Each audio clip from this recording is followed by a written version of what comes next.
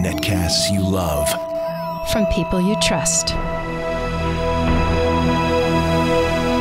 This is Twit. Bandwidth for the Tech Guy is provided by CacheFly. CacheFly.com. Hi, this is Leo Laporte, and this is my Tech Guy podcast. This show originally aired on the Premier Radio Networks on Saturday, March 23rd, 2013. This is episode 963. Enjoy. The Tech Guy podcast is brought to you by Rackspace, the open cloud company. At Rackspace, build what you want, where you want, how you want. All backed by their world-renowned fanatical support. Try it today. Download the open cloud at rackspace.com/open. And by Stamps.com. Use Stamps.com to buy and print real U.S. postage the instant you need it right from your desk. For our special offer, go to Stamps.com, click the microphone, and enter Tech Guy.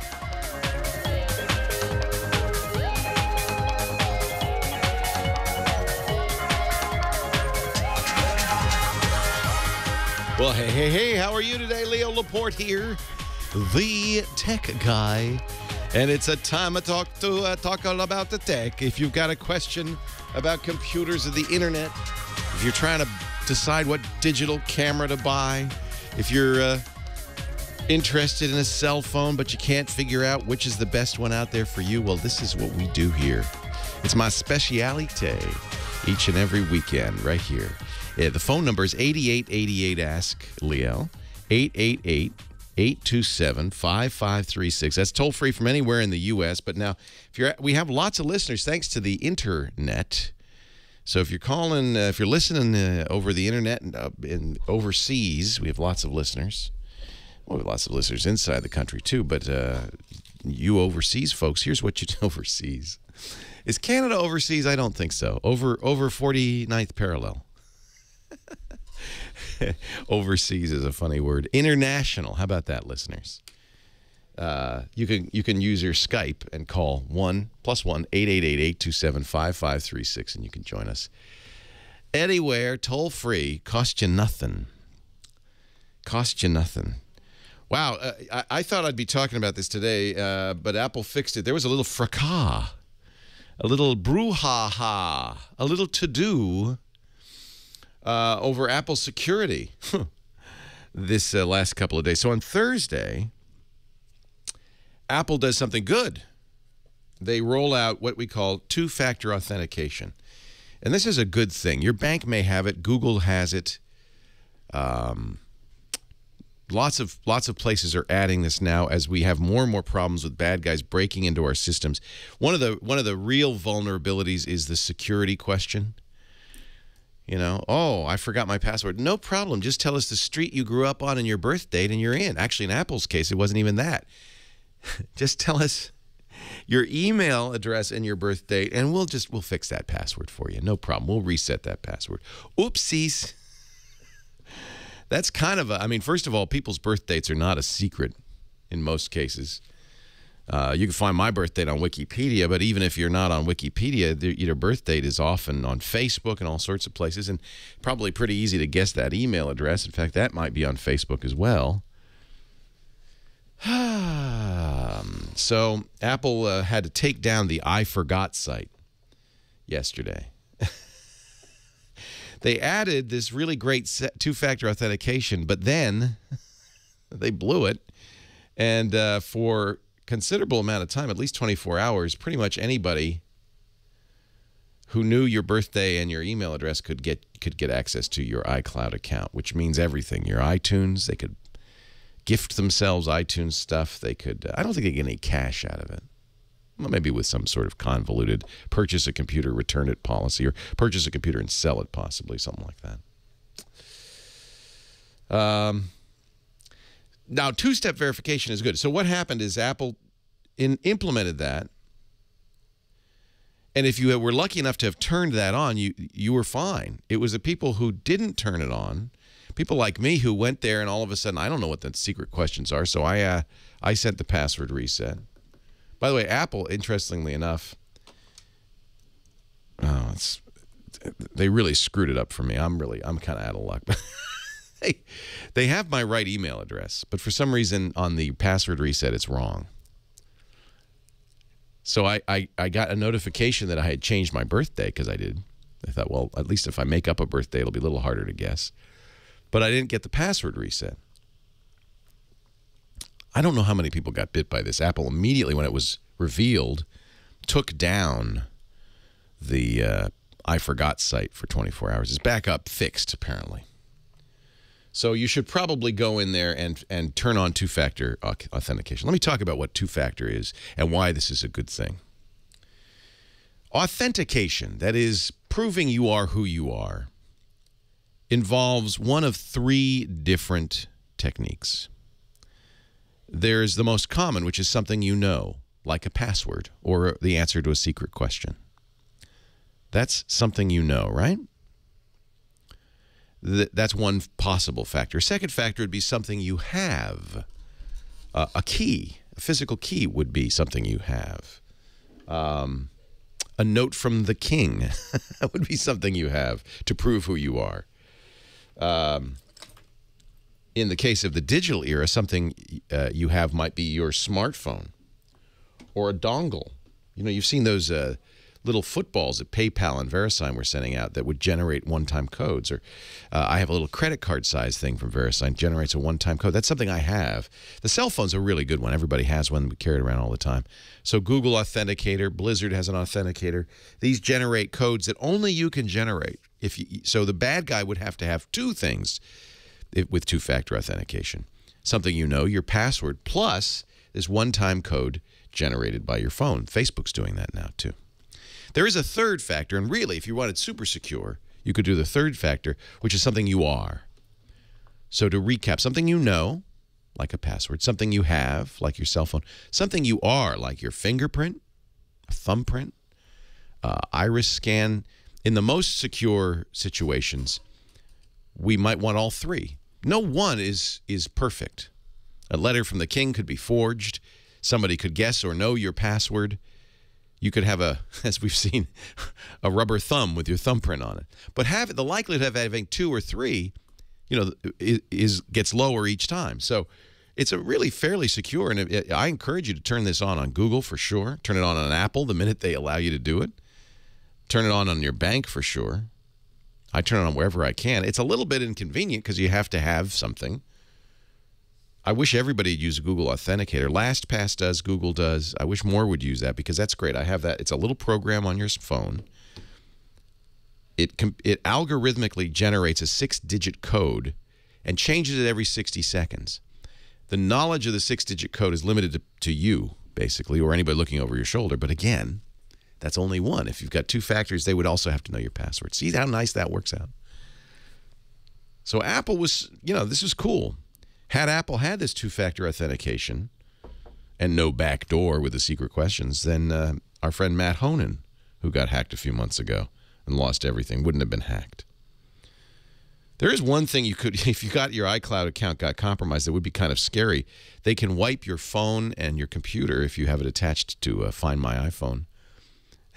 They could just wipe the data contents. That's what they did to Matt. Poor Matt. He's on his computer. All of a sudden, it's remotely erased. The hack that got Matt was a little more complicated, but it was done by a 16-year-old, which makes it kind of depressing. The 16-year-old was very good at what we call social engineering. He called Amazon. All of this has been since fixed, but the problem is now what's new? And these 16-year-olds, you know, they got lots of time to figure this stuff out, so they're always trying. They're banging on this stuff, trying to find new ways in. This 16-year-old called Amazon and said, "I'd like to add a credit card to my account." And at the time, Amazon, they said, "Oh yeah, sure, sure, glad to do it. What's your account email?" You give them the email. They say, "Yeah, okay, we'll add that credit card." Okay, now you're not going to use that credit card for anything, but you have the last 4 digits. Now you call Apple, and at the time, Apple only required the last 4 digits of your credit card number and your email. They've already got the email, and they were able to get into Matt's Apple email. And then once they were in that, they were able to get into everything else because Matt had, as you probably do, his passwords. If you forgot what's the email address you use when you forget a password? Yeah, if somebody gets that email address, boy, you're in trouble. Then they go to Twitter and say, I forgot the password. And you go to Twitter, you get that email, he's a bad guy, and you say, good, I've got his Twitter account, and on and on and on.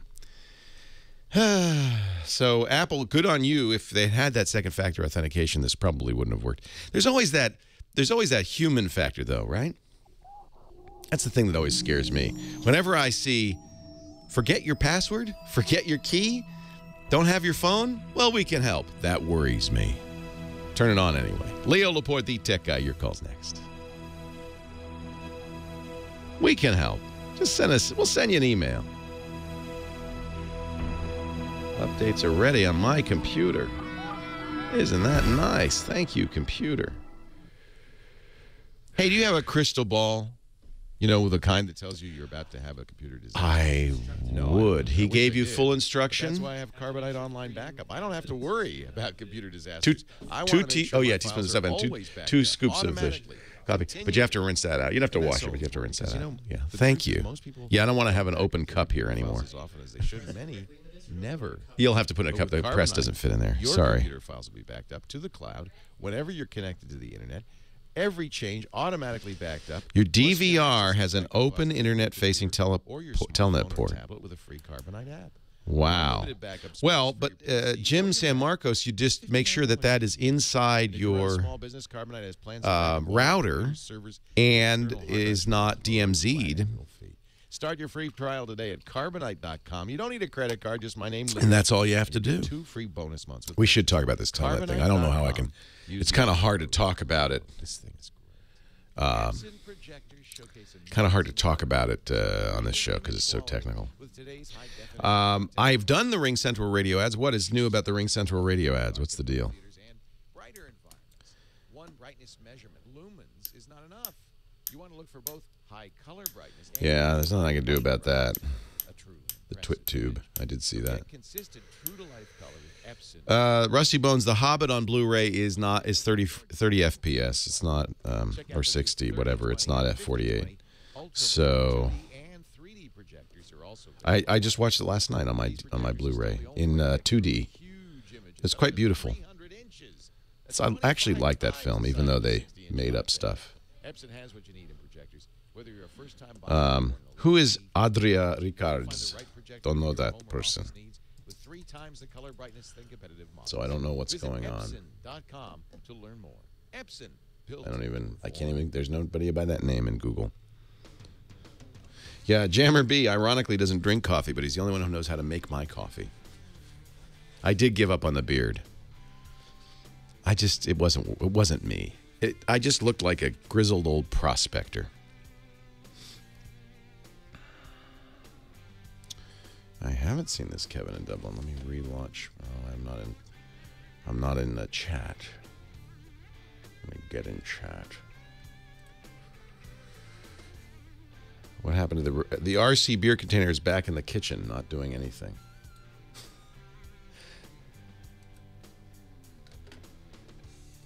Sexism, dongles, everybody loses. Good Lord. I do remember seeing something on my feed reader about donkles and in a society that can't stop throwing money at Family Guy creator Seth MacFarlane. How is the soft market soft? Helen Popkin, by the way, is not my favorite tech reporter. Oh, I did read about this.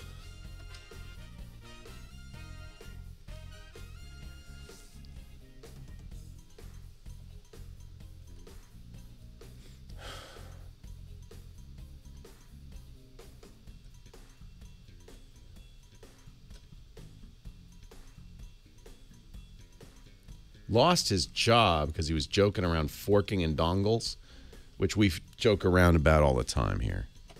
Give me a break. Give me a break. Why am I not getting on the VPN?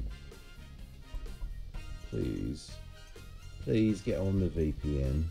You have to give me the first call because I can't get in for some reason.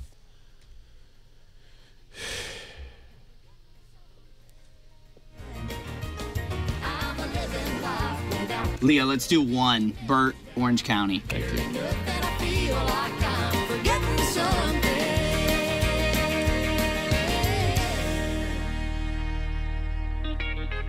Home theater expert Scott Wilkinson coming up 33 and a half after the hour on the Tech Guy Show. Right now, let's get to the phones, starting with Bert in Orange County. Hi, Bert. Leo Laporte, the Tech Guy. Hey, Bert. Oh, Leo, thanks for taking my call today. Well, my pleasure. Thanks for being our first caller of the day. You win the prize. Leo is not punch drunk yet. I might actually have an answer.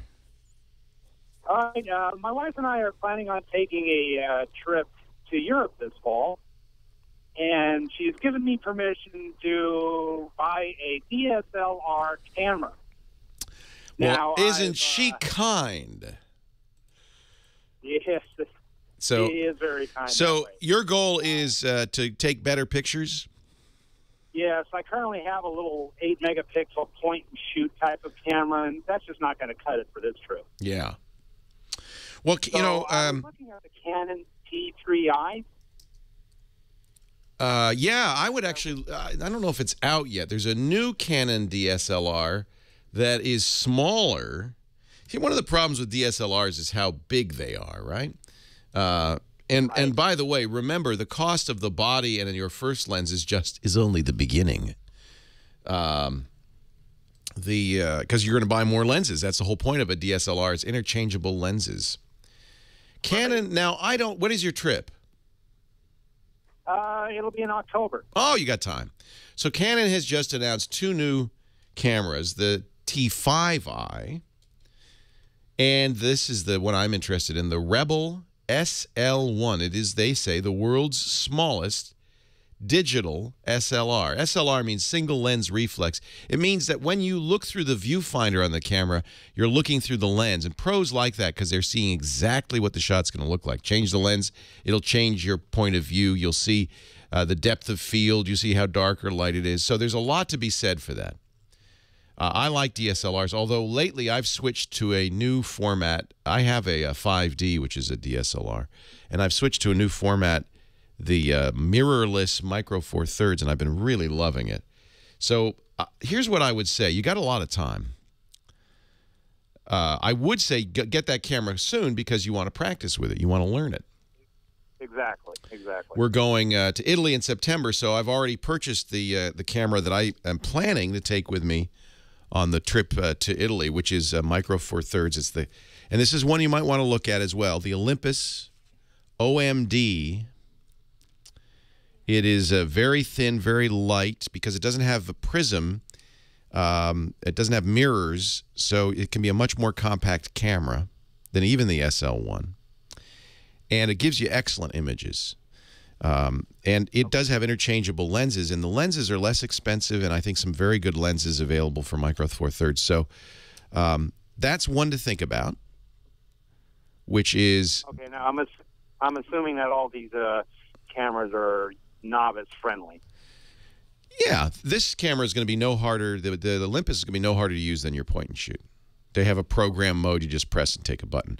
But as you get more proficient, you have more capabilities going down the road. Got it. The Olympus OMD kit with the kit lens, and the kit lens is a very, I think, a very appropriate 14 to 50, which is, by the way, on these cameras, this may be more information than you require. There's some. In fact, I'm not even going. I'll say this quickly. Don't worry about it. There's a crop factor. You multiply the lens length by 2, so 14 to 50 is equivalent of 28 to 100 on a full-frame DSLR. That's exactly what you want. 28's a little bit wide, 100's a little bit long, gives you a nice range, perfect for travel. That will set you back, though, $1,200. Not cheap. None of these are cheap. Yeah, that's a little bit above my budget. More than you want to spend. Well, the good news about the T5i coming out is the T3i will be less expensive. That's an excellent camera. When you choose your camera, you're in effect choosing what kinds of lenses you're going to get going forward. Choose Canon, you'll be buying Canon lenses for the most part. Choose Nikon, you'll be buying Nikon for the most part. Either one of those is fine. The Olympus Micro Four Thirds, many manufacturers make those, and they're excellent too. So you couldn't go wrong in that regard. But just understand, you'll be going with that. The SL is super lightweight. Does work with with all Canon EOS lenses. It is a sequel to the T3i. The SL1 is going to retail for $650 for the body $800 with an 18 to 55 lens. The T5i 750 is a little more expensive, $900 with the lens. However, the good news is because of these new ones coming out, you'll probably see drops in the T3 and the T4.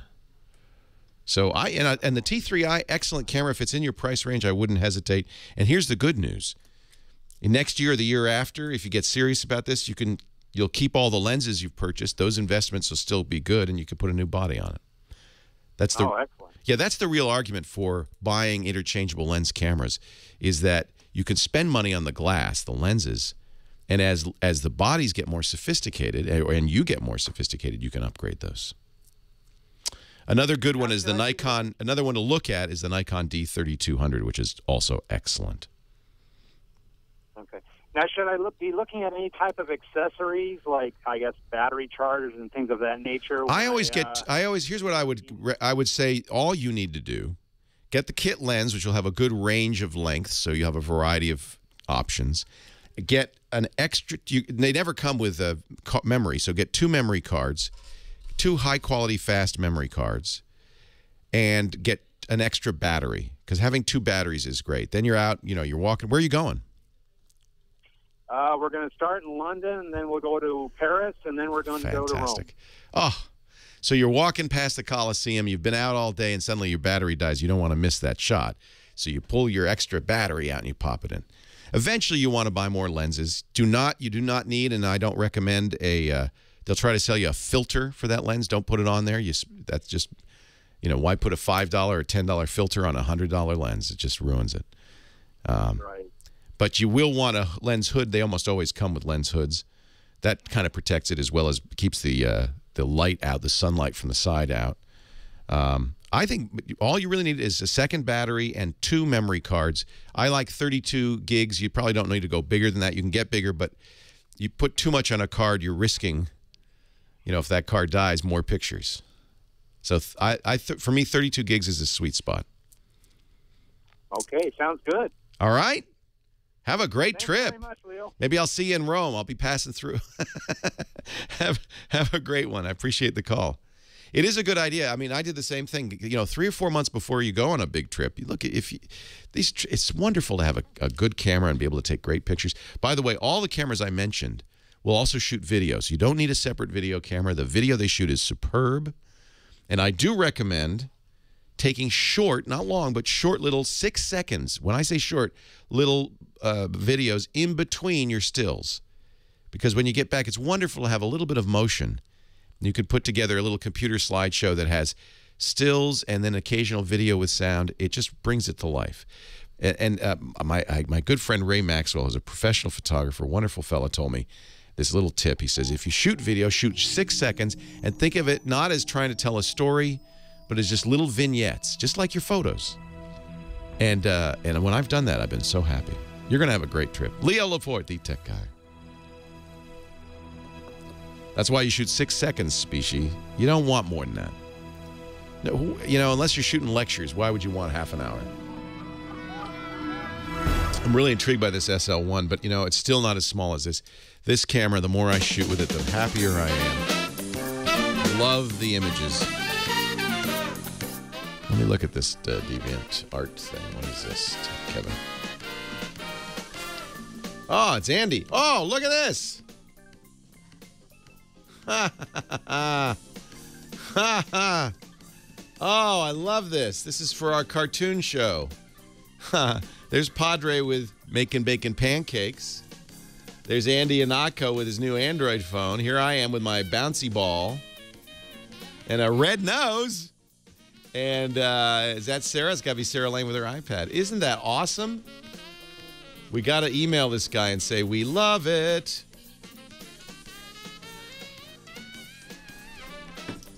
Yeah, how come I'm shorter than Sarah? Because they're cartoons.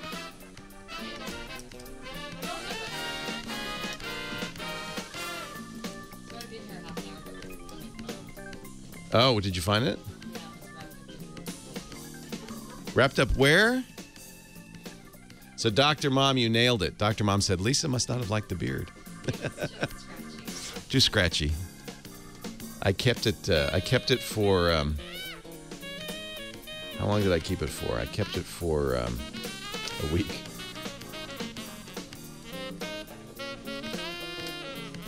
Wait a minute. I have an account.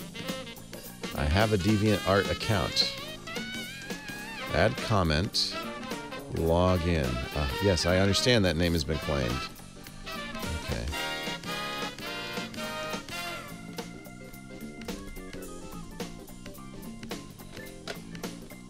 Thank God for LastPass.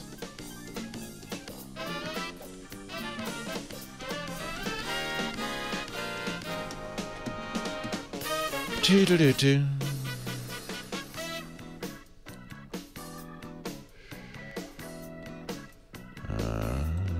No.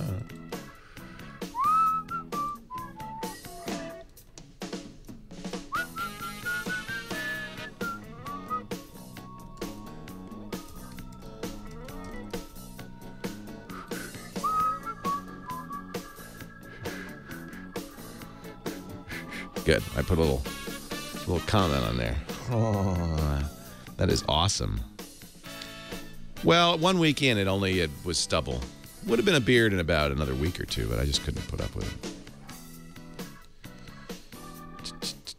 it. I know, Superman. I know, but you know what? Lisa had veto power.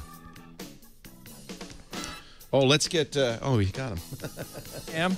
Hey, let's get. What's his name? Let's get him what's on. His name? Let's get what's his name on. Yeah, Leo, you gotta let the beard. You gotta give it some time. You know. Yeah. I just have no. How long did? Well, you've had a beard your whole life. I've had a beard since college. Yeah. So you don't even remember what it was like to grow the thing. No, I don't. Actually, one time in college, I tried to trim it myself, and I did such a bad job that I ended up shaving it all off. Oh wow. And then just letting it grow back. Well, I was going to have a professional groom it after 6 weeks, but that's all gone. So now I just have to wait till someday I'll be living in a cave, and then I will. I was looking a little older with it, and somebody said I would look like Foster Brooks. I think that's probably true. So I think I probably look older with it than without it. Certainly since it's white, but I hate shaving with a passion. Well, I was just noticing how much faster it was to get ready in the morning. I mean, it took a couple of 3 minutes off, but every morning I'd get out of the shower and say, "I'm done." That's it. There's nothing more to do. I like it. Here we go. Scott Wilkinson is here. He's our home theater guru, the man in charge of all the editorial content at the AVS Forum. That's a new gig for Scott. Congratulations. Thank you very much. Also writes for the Secrets of Home Theater and Hi-Fi at hometheaterhifi.com, and he does a podcast for us called Home Theater Geeks every Monday, 2 p.m. Pacific, 5 p.m. Eastern on twit.tv. Well, it keeps me busy. What? What? It keeps me busy. Yes. So what do you want to talk about today? Well, I thought I would talk about a question that I get an awful lot. On AVS Forum, a lot of people ask this question, and I get it in my Scott at techguylabs.com mailbox as well, which is, should I buy a 4K TV? Oh, not now. Go check the price first, then ask the question. How much? Yes. First of all, you can buy them, right? Sony's got them. You can, yep. Sony's got one. Samsung just announced, well, they announced it at CES, but they also showed it just last week at their Line show in New York. A 4K, 84-inch 4K TV. Oh, I would love that. Sure. If you got 40 grand to spend. Oh, 40 grand. $40,000 $40,000 American. Yes, okay. not lira, not pesos. Lira. I can handle that. Dollars. No, dollars. Yeah, that's not gonna work. And how much is the Sony? It's like $25,000. It's $25,000. And the good thing about the Sony is you get with that a media server, basically a PC dedicated to serving movies to that TV, and it's preloaded with like 10 movies in native 4K. Oh, that's kind of neat. Which is pretty nice. Plus, how many movies? 10. Plus then what? Some other then eye what? candy stuff. Then they will no. That's not the end of it. They will send you once in a while, on some regular basis. I don't know what. a Blu-ray data disc. Very important to distinguish between that and the Blu-ray video disc that most people buy at the store. This is a Blu-ray, a BD-ROM, a data disc with a 4K movie on it that you throw into this computer, and it loads it onto its hard drive, and then you can watch that new movie on this new 4K display. Now, I should point out, make sure that everybody understands what 4K means. Oh, yeah, we've just kind of been going along with it. I know. Yeah. It's easy to sort of Well, we forget talk that- about it so much, but okay, yes. We what is do, it? we Yes. do, but I think it's worth repeating. Okay. That the standard for high-definition TV, what people now have on their flat panels and in their houses and in their projectors for the most part, is called 1080p. And what that means is 1920 pixels left to right, 1080 pixels up and down. And the P stands for progressive, which is sort of a technical term. I don't really need to go into it right now. Suffice to say that we're talking about pixel resolution. So 1920 pixels across by 1080 pixels, 1080 up and down. 4K basically multiplies that by 4. So you get 4 times as many pixels. In fact, it's 3,840 pixels across by 2,160 pixels up and down, which is equivalent to exactly 4 of what we now call high definition panels in a quadrant, basically in a 4. It's basically a very high resolution image, exactly 4 times the number of pixels that you have now. 2.2 million pixels in current TVs versus 8.8 million pixels in the new 4K TVs.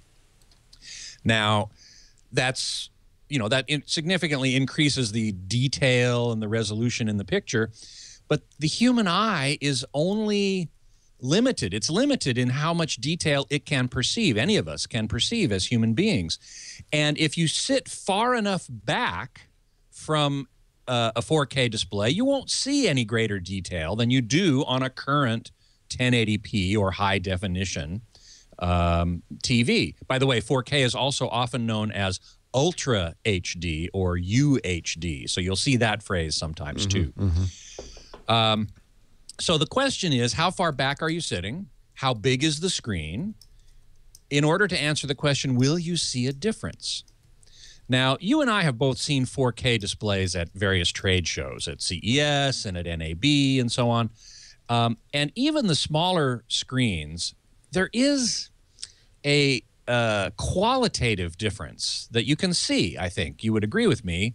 I've heard you say it, that, you look at a picture, even if you're far enough away that you theoretically can't see the difference between 4K and high definition. There's some quality. There's something. It's like listening, those people who say analog music somehow just magically sounds better than digital. I'm not sure about that, but I could definitely say this is true. And people even said, oh, retina display doesn't mean anything if you're, sitting far enough away. It does. There's something going on. There's something going on, and I don't know exactly what it is yet. It may be in our heads, but there's something going on. Well, there's something going on. Yeah. There are some other issues that need to be addressed too, which is why I say to people who say, should I buy a 4K TV now? My answer is basically no. There are other standards that have not yet been established. For example, how is that 4K content going to get to you? Well, that's the big one, isn't it? It's the big one, yeah. Because we saw at CES some demonstrations of terrestrial broadcasting, over-the-air broadcasting with a rooftop antenna, essentially. We saw an example of streaming. Netflix has announced it's going to be streaming 4K. Yeah, but who has bandwidth enough to see it? Exactly. Well, there are new codecs. CODEC, coder decoder, which are the compression algorithms that take data and squeeze it down into a smaller shape, a smaller amount that can then be transmitted over the internet or over the air or onto a disk. And these new codecs are much more efficient than the current ones, which means that the 4K content can be squeezed down quite a bit more than current technology allows. But those aren't finalized. Well, they're sort of finalized, but they haven't decided which one are they going to use for broadcasting or streaming or putting on a Blu-ray disc. Getting an optical disc to store 4K, Blu-ray currently can't do it. I mean, technically it has 50 gigabytes of space, and people point to this BDXL recordable format. You must know about that. BDXL. Yes, it's a recordable Blu-ray format, and it offers 100 gigabytes or 128 gigabytes on 4 layers. So the laser So it'd be the same disc. It would be the same using disc. currently, huh? Correct. However, it's the same size disc anyway, Right. but it's only in recordable, write once or read write formats. It's not in a ROM format. It's not in a stamped out format that they can replicate in a big factory and then distribute to consumers as a read only format. So the Blu-ray Disc Association is thinking at least about coming up with a disc format that will work with 4K. Don't the Red folks have a Red Ray, they call it, that is a high quality? What do you think of that? Do you know anything about that? I do. In fact, they're taking pre-orders, which means that it's probably going to be available pretty soon. That is, in fact, a 4K streaming media server device, like the Sony device. See, because they make 4K cameras, so it's in their interest, right? Yes, exactly right. And so they do. They make this thing called Red Ray. It's a little box, little 1 rack space, looks kind of like a DVD player. And you can load content into it from memory sticks like SD cards and so on. And it will play 4K content to a 4K display. But it's not available yet. Well, and no one that I know has actually played with it. So, I mean, I assume it's going to be good because the Red cameras are great. Yeah. People, the professionals use Red cameras all the time. Oh, yeah. In fact, The Hobbit was filmed with Red cameras. Exactly. And I believe, in fact, I just went and saw Oz the Great and Powerful, and that was filmed on Red as well. They said that in the credits. Scott Wilkinson, HomeTheaterHiFi.com. Thanks for joining us. We'll see you next week. You bet.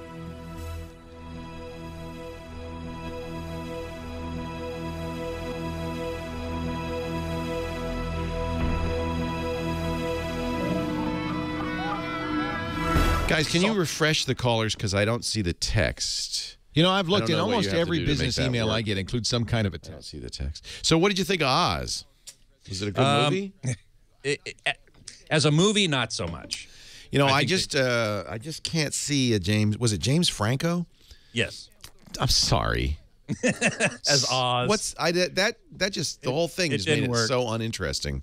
To me. No, and they could have done so much more with it, so much more homage to the original. Yeah, and they kind of didn't. The story fell pretty flat to me. Oh, so it's not the same story? No, it's a prequel. Yeah. It's how Oz got to Oz. Yeah, it's how the wizard got to Oz and his adventures there, and sets it up for the Wizard of Oz. But it was It was really And, the 3D, I'm pretty sure it was made in 3D to begin with. And the 3D was generally pretty good, except they did an awful lot of the gimmicky shots of things poking out at you.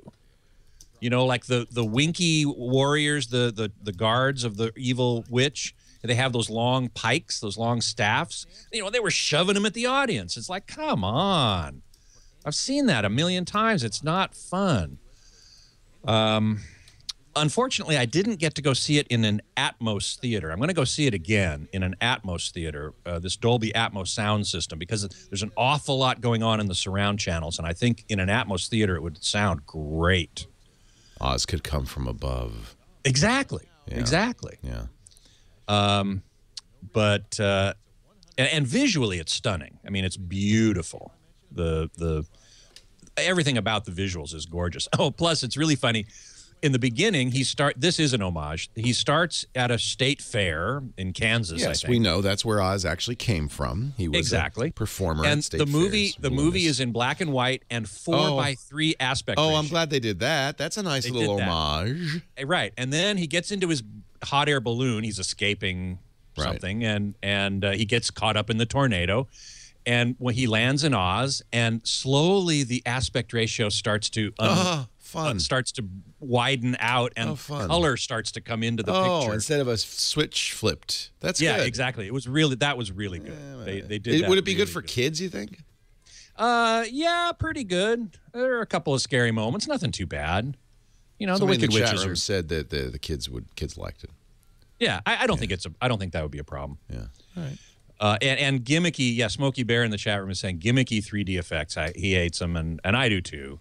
I'd much rather see 3D be used, in furtherance of the story, which it has been in other cases. I don't think it was true in this case. Although at least they did it originally in 3D rather than converting it. At least that's what I surmise from the credits. Oh, I'm sure it was shot in 3D. You don't shoot a movie anymore not in 2D. I mean, right, exactly. At least not something like that. You might shoot. Yeah, exactly right. Yeah, no, everything will be shot in 3D. Because so, why not? Right? Yeah, right, exactly. Why not? You can always get 2D out of that. Right. And, just put 2 red cameras on a mount, and it's more than that, of course. Let's see. Do you want to talk some more while I sit Sure, around? happy to. All right, go ahead. Happy to. Padre SJ in the chat room. Sadly, with my girth, I am a gimmicky 3D effect. By the way, who did this? Does anybody know the person who did this Deviant Art cartoon? Because I would love to get more stuff. I just changed our Facebook page to it. Oh, cool. Yeah, without permission, so I want to talk to him. I guess if you post it on DeviantArt, anybody could use it. I know it's by. Oh, he's on Twitter. Okay, I'll go tweet him. You'll find him, I'm sure. Yeah. By the way, Padre SJ, congratulations on a new pope, but the first Jesuit. Hold on a second. Pretty cool. We're coming back. Here we go. Stick around. We'll talk at the top of the hour with Scott Wilkinson. All right, Leo. First live read today is going to be Non 32. Thank you. You're in Oz.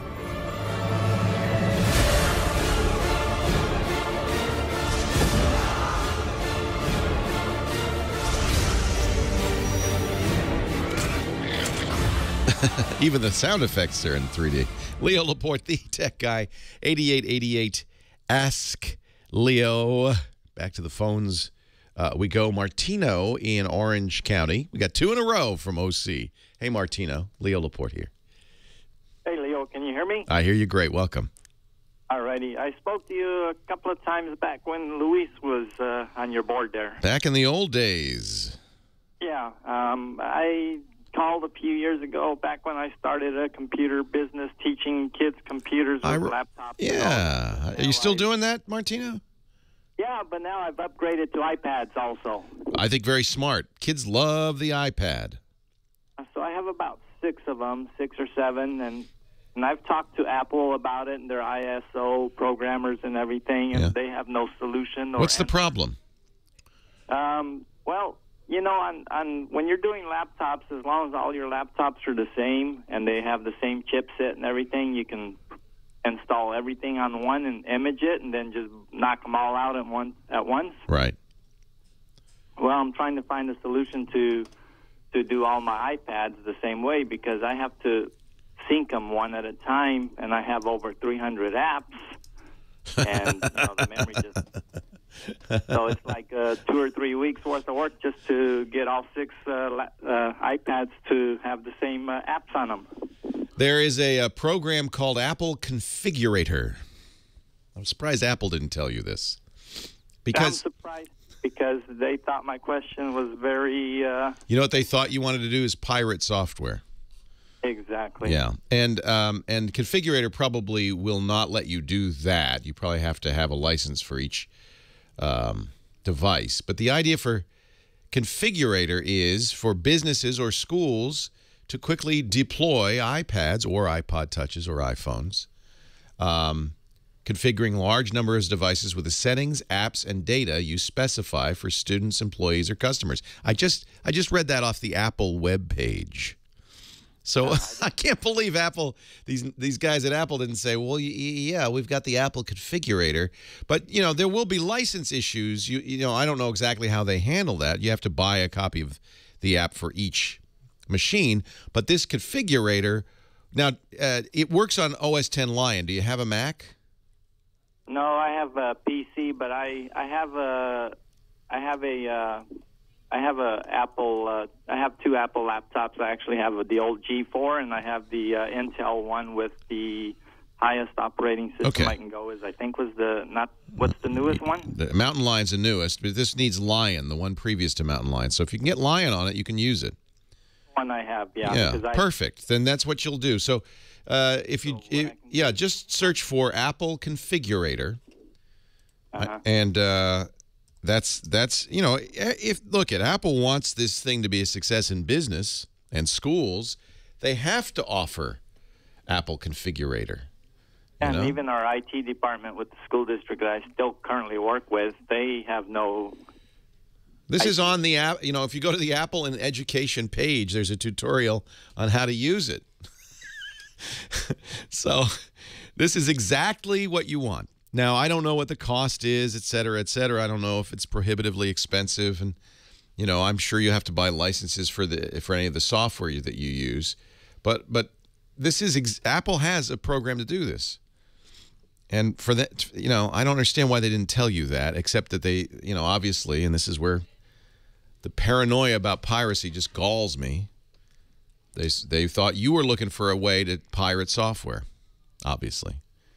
And so somebody should spank the genius you talk to and maybe get them some training so that they know about Apple Configurator. Almost every portable device, every phone, they have this because, you know, you're not for precisely this reason. You think it's bad to install 6 iPads with the same stuff. Imagine 600 or 6,000. Businesses do this all the time. This is not an unusual or oddball request. And I suggest you find a better a better genius next time. You know, there is at every Apple store, in fact, this is probably the person you should talk to, a Apple business expert. And they would certainly know about this and the issues involved. Hey, good on you, Martino, for what you're doing. I think that's great. And if, you know, if it costs a few $100, then, you know, have a bake sale or something. I know their money is tight. It's always going to be tight on something like this. Wynn is on the line from Moore Park, California, our next caller of the day. Hi, Wynn. Leo Laporte, the tech guy. That's when you go to hey, Wynn. Hello, Wynn. Anything is now he put the phone down, unfortunately, but we'll get him back. How about Carnegie in North Hollywood, California? Is that right, Carnegie? Yes, it is. Thanks for taking my call, Thanks Leo. for calling, Carnegie. I have a question about Gmail, if that's okay. Why wouldn't it be okay? Of course. Well, I talk about everything. All right, I love it. And I get it through Apple Mail. I recently... Wait a minute. Hold on. Okay, you're using Apple Mail on your computer to download your Gmail. I got it. I do that too, by the way. That's good. Coming in through Apple Mail. Yeah, using the IMAP protocol. That's a good way to do it. Yeah. Yes. I recently got an email from a Google account. It's a couple of short paragraphs. Can I read it? Yeah, quickly. Yeah, we got about a minute and a half. Okay, someone recently tried to use an application to sign into your Google account, Yes. and it gives my email address. Yes. We prevented the sign-in attempt Yes. in case this was a hijacker trying to access your account. That's legit, by the way. Google does this, and it's really great that Google does this. They pay attention to suspicious behavior. Really authentic to me right off the bat. Yeah. It says, please review the details of the sign-in attempt. They give the date, the IP address, and location unknown. If you don't recognize this sign-in attempt, someone else might be trying to access your account. You should sign into your account and reset your password immediately, which I did. Here's what I would do. Here's what everybody with Gmail should do. At the very bottom of your inbox, it'll show your last account activity, and it'll show details. And you click that details link, it will show all the logins for the last, I don't know, few days, where they came from, and what applications were used. So I have TripIt, OneReceipt. Those are 2 applications that scan my email. You got to look at these periodically, and you can revoke permission for these applications if you didn't give them permission. You want to know who's accessing your Gmail. And this is a really nice feature that Google offers. So that message was just Google saying, wait, thought this was a little suspicious. Facebook does this now, too. They'll say, somebody logged into your Facebook account from a new device we've never seen before. Was that you? But Leo, are you still there? Yeah.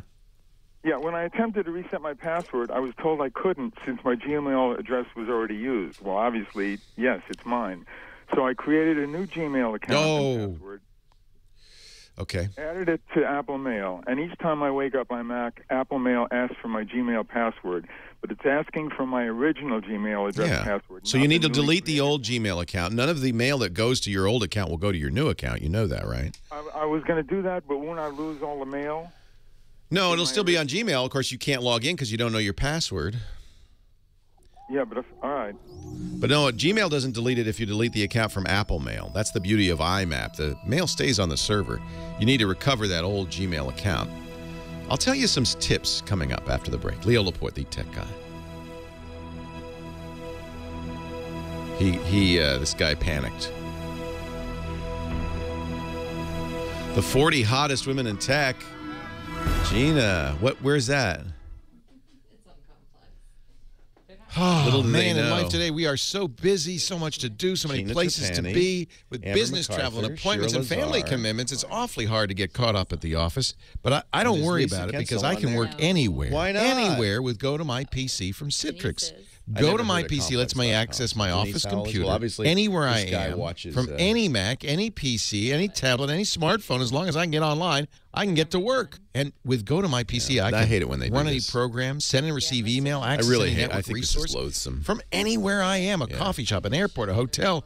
Yeah, sometimes I'm just home. I just don't want to go in. Hottest women in tech. Go to My is PC is repulsive. easy to I wish use. they It's wouldn't do secure. that. It sets up in minutes, and you could try it free for 45 Unless they days mention right you, now. and then it's Visit, okay. yeah, well, good deal, huh? It's very- Visit go to it's very mypc.com, click the try it free button, enter my name, Leo, as the promo code.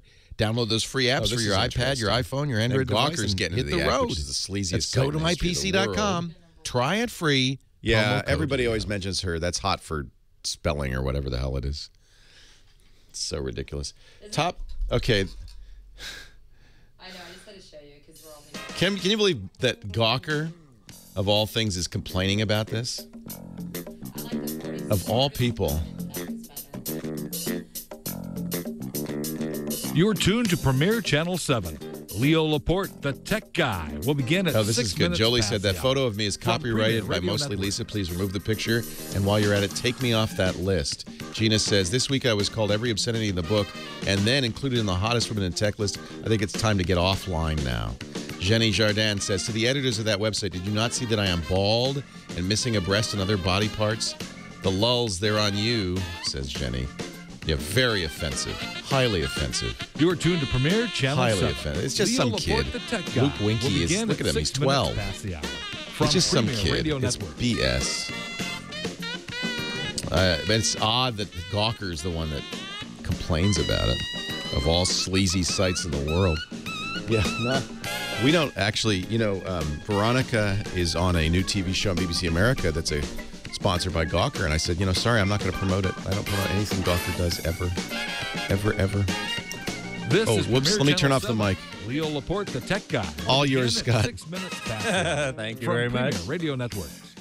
Hey, I think Padre SJ had it exactly right in the chat room when he said, "Now the 40 smartest women in tech." I agree. I hadn't seen this 40 hottest women in tech, but I'm sure it's probably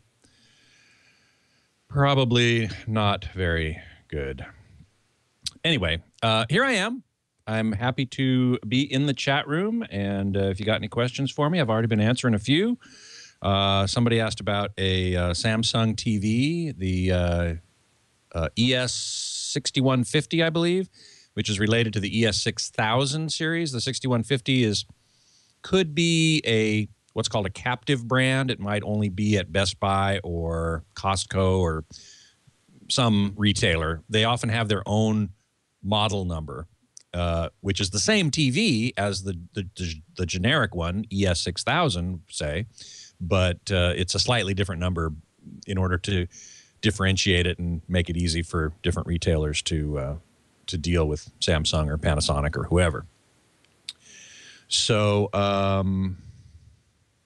let's see. Mada81 asks, what is a good 5.1 AV receiver that puts out at 1080p 3D? Just about any of them will these days. They're all 3D compatible. They won't add 3D. I guess there might be one. I don't know. But virtually all AV receivers these days are able to take in a 1080p signal 3D and pass it right back out. It's called 3D pass-through. I don't know what you want to spend, so that kind of makes it difficult to make a firm recommendation. I like Onkyo receivers, generally speaking. I like Pioneer receivers, generally speaking. I like Denon receivers. Marantz makes really good ones, too. Sony. AV receivers these days are really good and being made by a lot of different companies.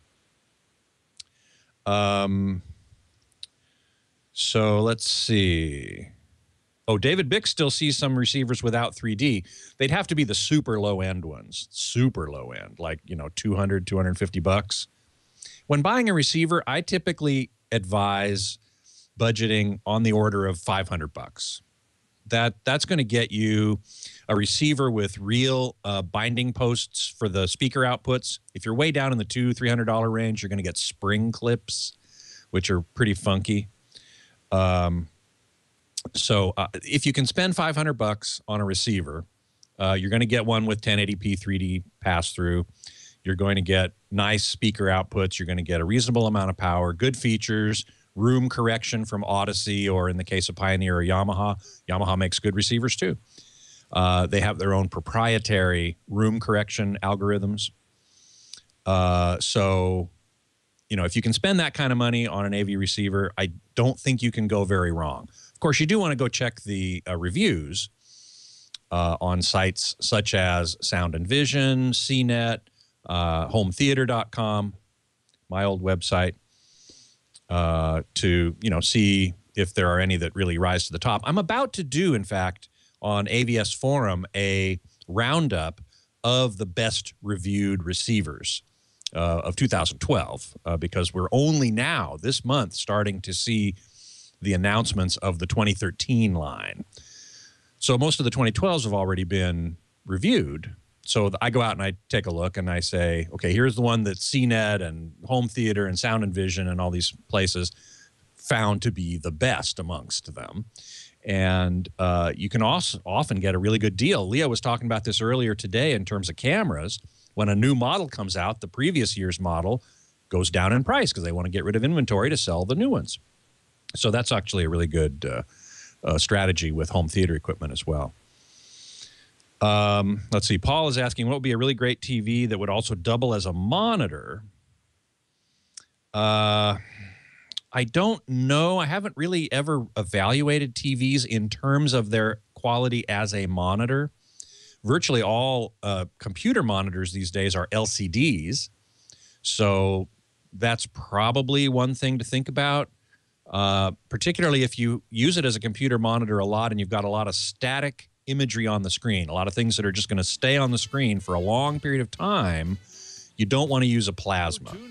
Because even though plasmas have gotten a lot better at resisting image retention, they're still not immune. They never will be. That's the one kind of drawback of plasmas, aside from not being very bright. Although the new Samsung F8500 that was just introduced at the New York Line Show last week, the guy who covered it for AVS, and you should go to avsforum.com to see our coverage of that event, claims that they've increased the brightness tremendously so that it actually would work in a brightly lit room. And if that's true, and I have no reason to doubt it, then that's a big, big improvement. Plus, he said the black levels were super great, approaching Kuro territory, which the Panasonic ZT60, which was announced and shown at CES last January, also does. So there you go. Thank you, Scott. My pleasure. See you next week. Bye-bye.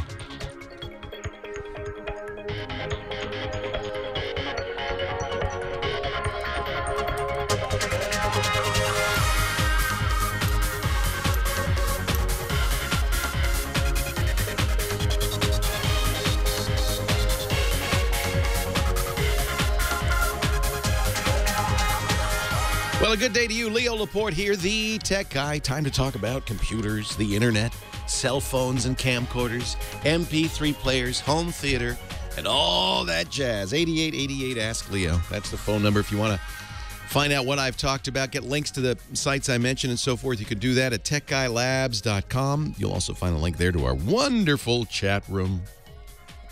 Lots of people there to kibitz, ask questions, answer questions, and yes, help me answer questions. So we really appreciate everybody in the chat room. It's really nice to have them here. TechGuyLabs.com. You'll find a link to the chat room. So this is a topic near and dear to my heart, is securing yourself online. Because so much of what we do is online, and more all the time. And as companies like Apple and Microsoft, Google push us towards using the cloud. By the way, the cloud, you probably hear that term all the time. Is that confusing? It probably is. It's not very communicative. It doesn't really explain what it is. It comes from the fact that when people diagram computer systems and networks, whenever they want to show the internet, they draw a puffy little cloud. The reason is the internet's kind of a black box. You can't diagram it. It's too complex. So if you're, making a picture of the computer network at your work, and of course there's a connection to the internet, that internet's just a little puffy cloud. And you know what that means. It means it's out there, and it's of kind of amorphous morphology. It doesn't has kind of an unknown structure. Puffy little cloud. So, but what would I say when I say we store stuff in the cloud? What I'm really saying is we are putting more and more of our data on somebody else's server out there, whether it's pictures on Facebook, email on Google or Yahoo, using SkyDrive to store work documents, using Google Docs. Much of our vital data is out there, and there's two issues, of course. There's the issue of keeping it private, but more importantly, the issue of keeping it secure. Not in the sense that somebody's going to read it, but somebody's going to steal your account. You're going to lose access to your account. If you lose access to your Gmail account, that could be a disaster. This thing I talked about last hour with Apple really screwing up security on its iCloud, huge potential problem. Because iCloud not only represents a place that people store their data, but it's also how you buy stuff from iTunes. It's also Apple Mail. And if you use Apple Mail, as many do, as your primary mail, that not only gives people access to your email, but may give them access to more, because many sites like Twitter and Facebook allow you to reset your password by sending you an email. So if you forget your password, you see this all the time. Logins, name, password, and underneath it a little link. Did you forget your password? Because people forget their passwords all the time. Click that link, and one of two things will pop up. Either you'll get some questions about stuff in theory only secret questions, or you'll get a link that says, well, we will send you your password to your registered email address. Is that okay? Yeah, it's fine, unless a bad guy has compromised your registered email address, and then you could really be in trouble, because it could be a domino, a cascade. So it's really important that you kind of think about this as you set things up. And most importantly, that you really secure your accounts. Now, I do like Gmail, Google's email solution, because Google spent some time thinking about security and has provided a lot of nice features. We mentioned as we were wrapping up the hour last hour, our caller said, I got an email from Google saying somebody had accessed my account from an application and asking me if this was okay. Good. It's good that Google did that. Unfortunately, he kind of panicked and perhaps inappropriately so, maybe has lost access to his account. You shouldn't be panicked by that email, but you should read it carefully and try to remember, did I authorize Facebook to get stuff from my Google account? Did I log into a new phone or set up a phone with Gmail? Those are the kinds of things that will trigger that email. The email is not to say, oh, panic, run around like a chicken with your head cut off. No, the email is to say, hey, and Facebook does this too, heads up. Somebody accessed your account from a new system we hadn't seen before. We thought we'd let you know. And if that's okay, don't worry about it. I did mention, and I'm going to talk a little bit about securing Gmail, but you should, many of the same features will work in other systems, Facebook particularly. So I did mention at the bottom of your Gmail email, you'll see last account activity, what time it was, and a details link. And the details link is so helpful because it shows you the internet addresses and the applications that last accessed Gmail. And that window is something you should probably look at every few weeks just to make sure that you're the only one accessing your email. Authorized applications, make sure those are applications that you said yes to, and you can revoke authorization. For instance, I see my browser, Safari, accessed Gmail a minute ago. Yeah, that's right. I see that BB IMAP accessed Gmail 10 minutes ago. That's my BlackBerry phone. Yeah, that's right. I see that TripIt, a website that looks through my email for travel confirmations. I gave it permission to do that, so that's okay. You want to check and make sure these are all things that you permitted. You can change the alerts. You see, it says show an alert for unusual activity. You can change that. But there's even better settings. For instance, I can say what countries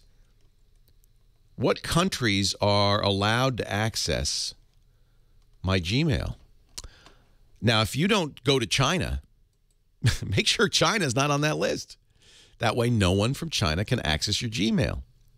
If you travel a lot, you might want to think about that a little bit. But that's a really nice security feature.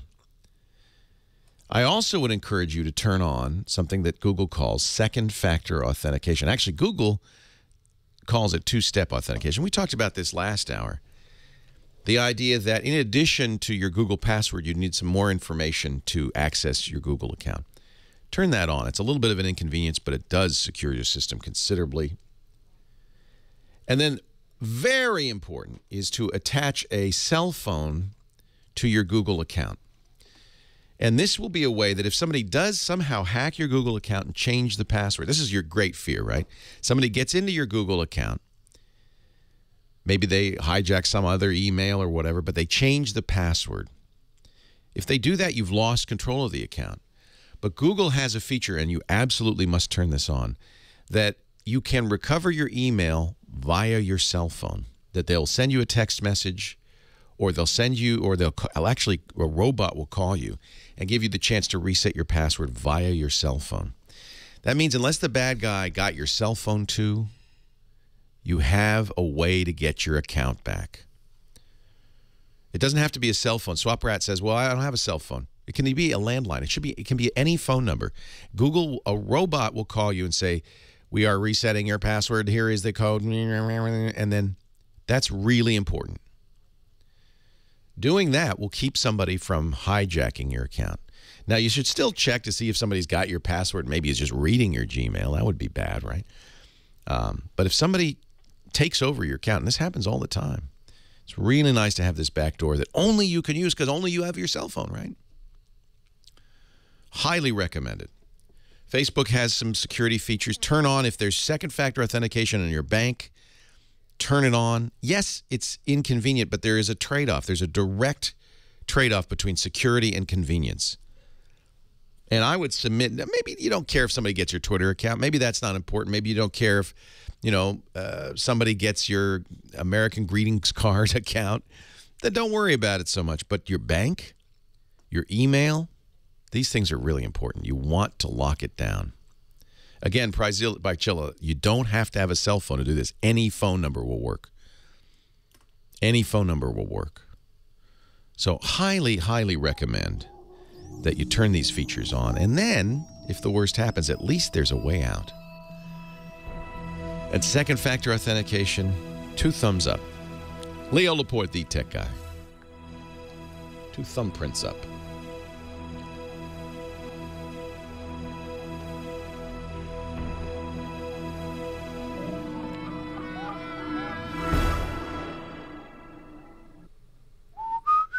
A quick trip to the post office? Hardly ever quick. Driving there, finding parking, it's a hassle. You don't need to go to the post office. Do what I do.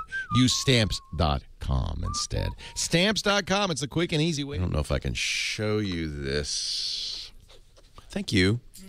Without giving up too much private data. It's also a good idea to periodically go through your Twitter, your Facebook, and disable applications that you have enabled, right? So in your Google accounts security, let's see, I think I can show this.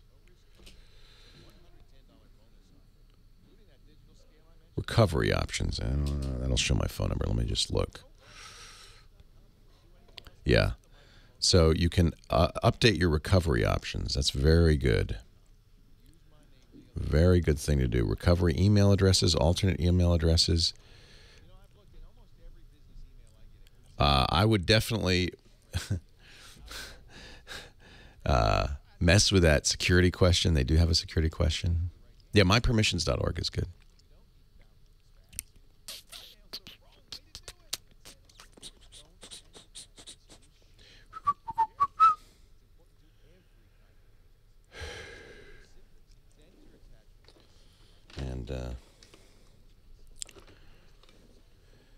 Oh, yeah, Leo's beard, I guess that Twitter account's going to be quiet for a while.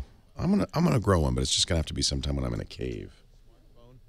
So Kyle, I got your email.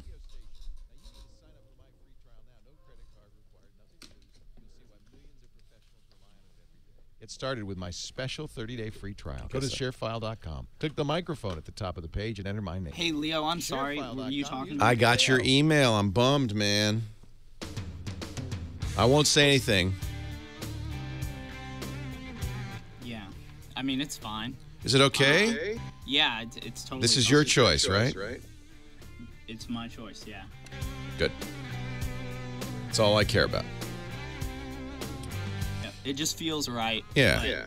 I'll certainly... If it's driving you crazy, it ain't worth it. But I can't thank you enough for these 2.5 years. It's been a great pleasure, and I won't say any more. I'll say it when it's public. Cool. Well, thank you and your entire team and everybody who follows you. Awesome. Yeah, we have a great fan base, and they'll definitely stay in touch. They love you. So you keep us up on what you're up to. Sounds like a plan. Thanks, Leo.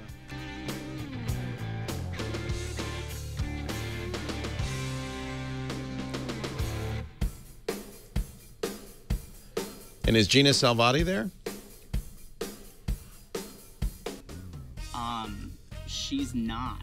Strangely, or oddly, I guess I should say, that they told her not to come in. See, the funny thing is, call screening is not set up or even close to it set up here.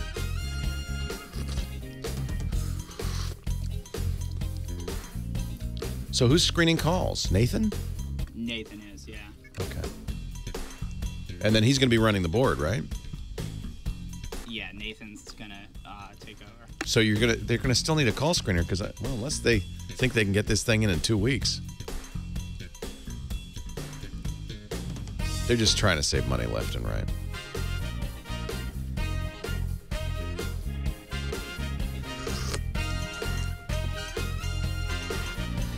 I'll talk to Lisa. She knows all.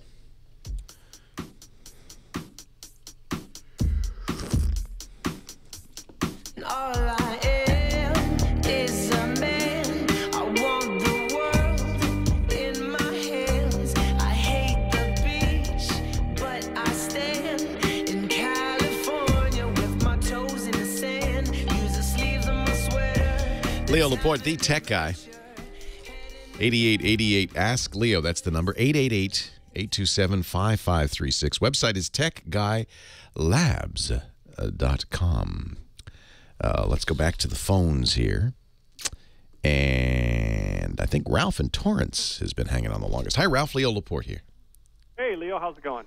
It's going great. How are you doing? Good. A couple of weeks ago, you were telling us you bought a Sonos soundbar, and you were going to tell us how it worked. Yeah, except I haven't set it up yet. I'm so sorry.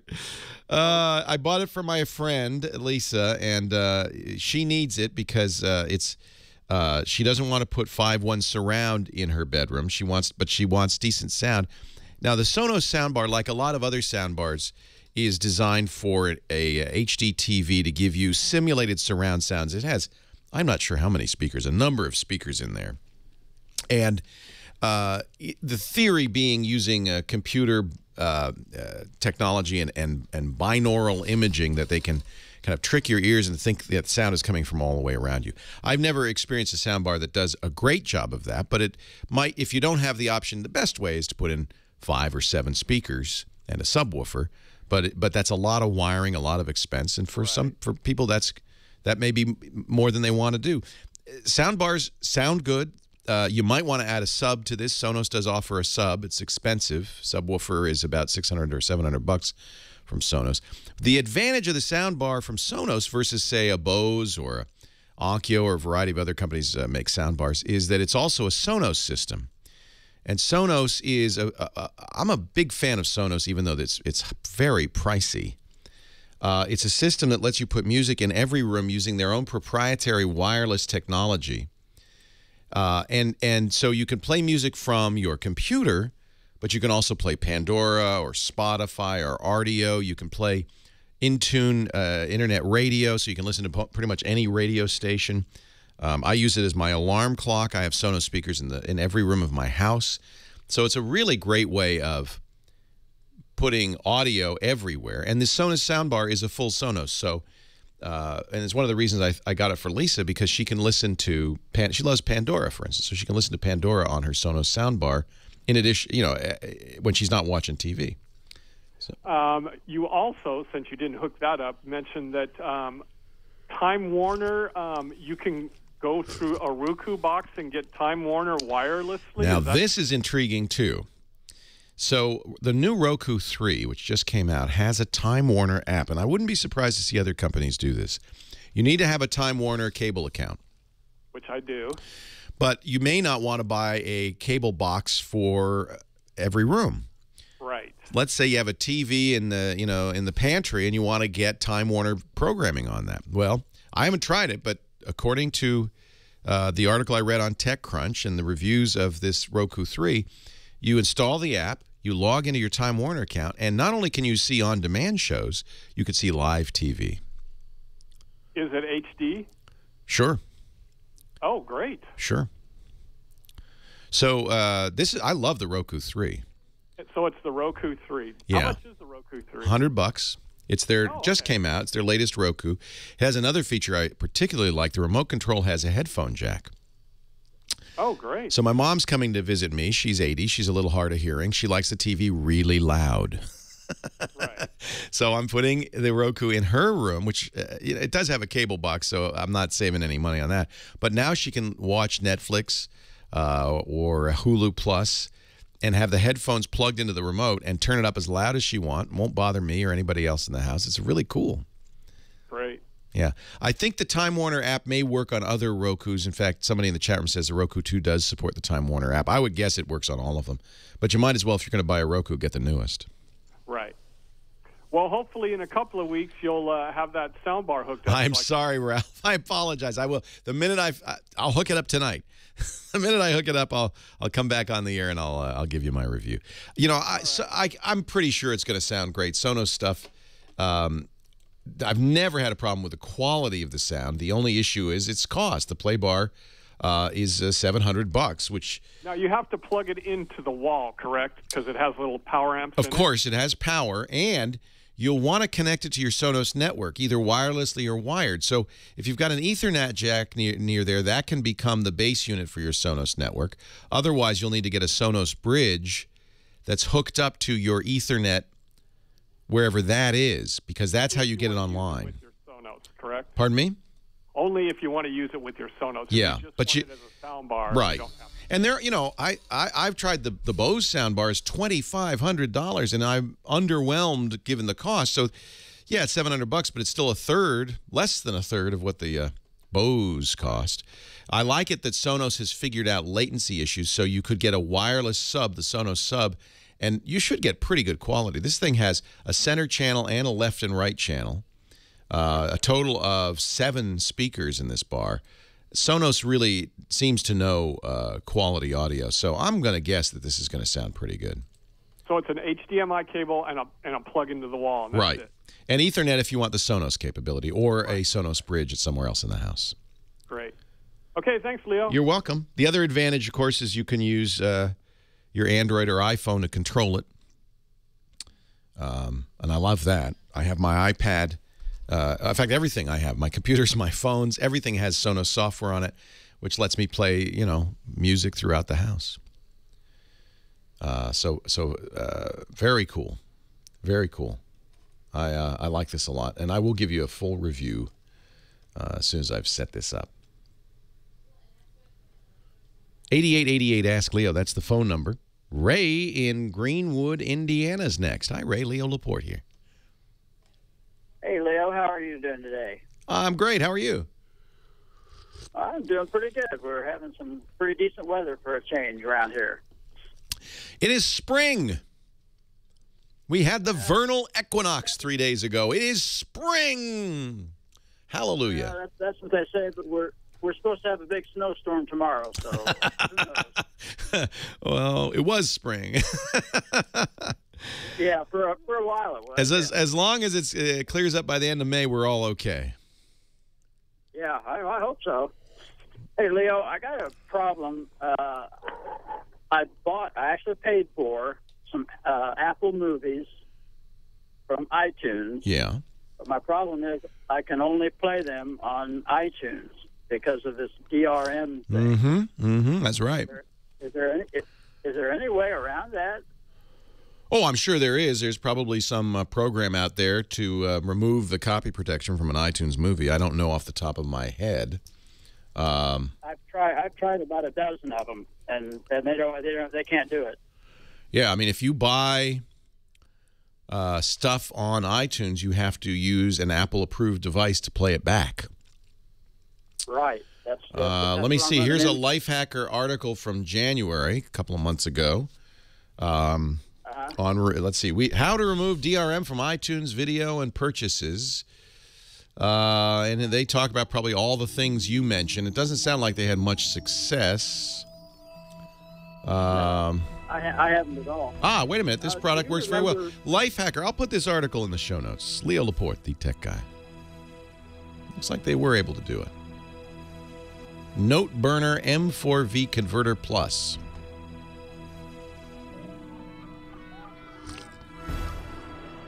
It just launch a Note Burner with iTunes closed. You'll be prompted to relaunch.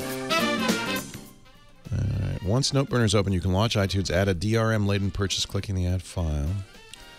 No. Select your output. Click the Convert. Yeah, it looks like it does it. It's $40 to $50. And then just stop buying stuff on iTunes. Hey, look who's here. It's JJ. No, Leo. Hey, JJ. How are you? Can you hear me okay? Hear you great. You sound fabulous. Okay, good. You look good, too. Pixelated. Just ignore me. All right. All right. You're at a hotel somewhere. Yeah, I'm in Santa Monica, California, at the Shangri-La. Oh, there's a Shangri-La there.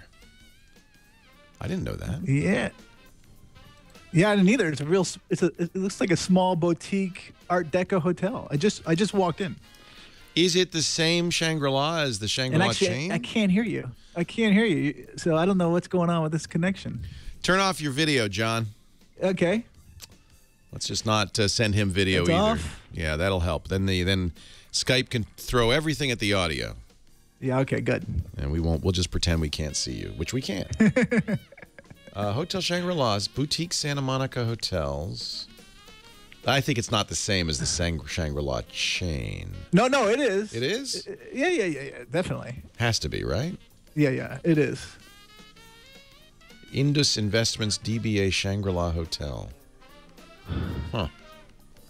Yeah, because we're going to stay at a Shangri-La, the new Bosphorus in Istanbul. In where? In Istanbul, Turkey, in October. Oh, good. I didn't know. Oh, I didn't know there was a Shangri-La in Turkey. It's being built as we speak. I think it opened. It was supposed to open in February. I know. I've stayed at the Shangri-La in Singapore. Yeah, I've stayed at that one. That's nice. That one's pretty sweet. Singapore's pretty sweet.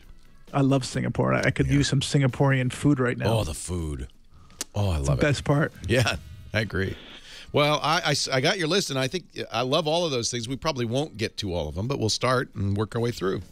You know what? I think I might need to call you from my cell phone because I can't hear you. You can't hear me. You sound good. Why can't he hear me? Or it's breaking up? Is that it, Johnny? You're coming in and out. In and out. What do you think, Alex? It's up to you.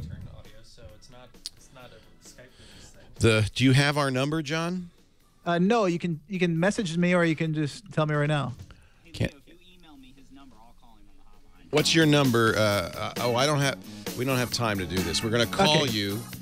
Email. What address should he use, Kyle? Just Kyle at addkyle.com. Kyle at adkyle.com. Would you email him your cell number and we'll call you? I can hear you better right now. Well, let's see. Now that we turned the video off, it should be all right. All right. Johnny Jet's here. Johnny is our travel guru, JohnnyJet.com. He's an expert on getting the most. Hey, Johnny. We got a little bit of a wacky Skype connection here, so we're going to do the best we can with you, Johnny. Okay, good, because it keeps cutting in and out, but how you doing? I'm doing great. I saw your tweet about American Airlines, and I was just curious if this is going to be a trend with airlines going forward. Yeah, actually, last week before I went on your show, I flew from Fort Lauderdale to L.A., and I noticed at the gate next to me that they announced anyone without carry-on bags can now board right after the first class and the elites, which was really surprising. So I almost didn't even send a tweet, but I sent a tweet saying, I'm wondering if American Airlines is testing out a new boarding procedure. And American responded right away, as they always do. They're amazing on Twitter. And then a few days later, ABC News contacted me, and they wrote a story, and I cannot believe it's been every single news network. This week, I've done interviews with NBC, CNN, you name it. Wow, that's good, I guess. What Twitter can do. I mean, it's the power of Twitter. It's their birthday this week, their 7th, and I love it. Well, I think, yeah, the Twitter's 7 years old. I think that what's interesting, and it makes sense, the thing that slows boarding down, and it's all the airline's fault. Once they started charging $25, $50 for every bag you check, people said, well, the heck with that. I'm going to carry them onto the plane. And it's like a bus in Turkey or something where you got 800 people trying to stuff their bags. It slows boarding down. It makes perfect sense. If you're smart enough not to have any carry-on, and you can't have a personal bag, right? But no other carry-on. Just get on. You can have a personal bag. So you can have a briefcase or you can have a handbag, but it can't go in the overbin, supposedly. Yeah, because that takes so long. Now, I bought, actually, on your recommendation. It does speed up the process. Sure it does. I know some people were upset about it, which I don't understand why, because, it should be a win-win for everyone. Well, I'll tell you why. And they make more money. I'll tell you why I'm upset about it, only because I'm mad that the airlines charge so much just to check bags. That's when this problem cropped up. It's because the air, and you can't really blame them. The fuel costs have gone through the roof, and yeah, I agree with you. But I think it will be a trend. I think already Southwest and Alaska and Frontier have been testing it, but this is the first major legacy carrier to do it. So I think that's why it was such a big deal. Between the TSA and the airlines, who wants to travel by plane anymore? I'm going to take the train everywhere. So, Johnny, your travel website of the week. Yeah, so I got this one called passportalert.com. So it's such a basic website, but it's pretty brilliant because it offers travelers a place to register, put in when their passports expire, and it will notify them 16 months in advance. So it's really good for people who have big families or are forgetful. And because, a lot of countries you go to, you need to have at least 6 months left on your passport before you can enter. Right. And it takes a while to get a passport.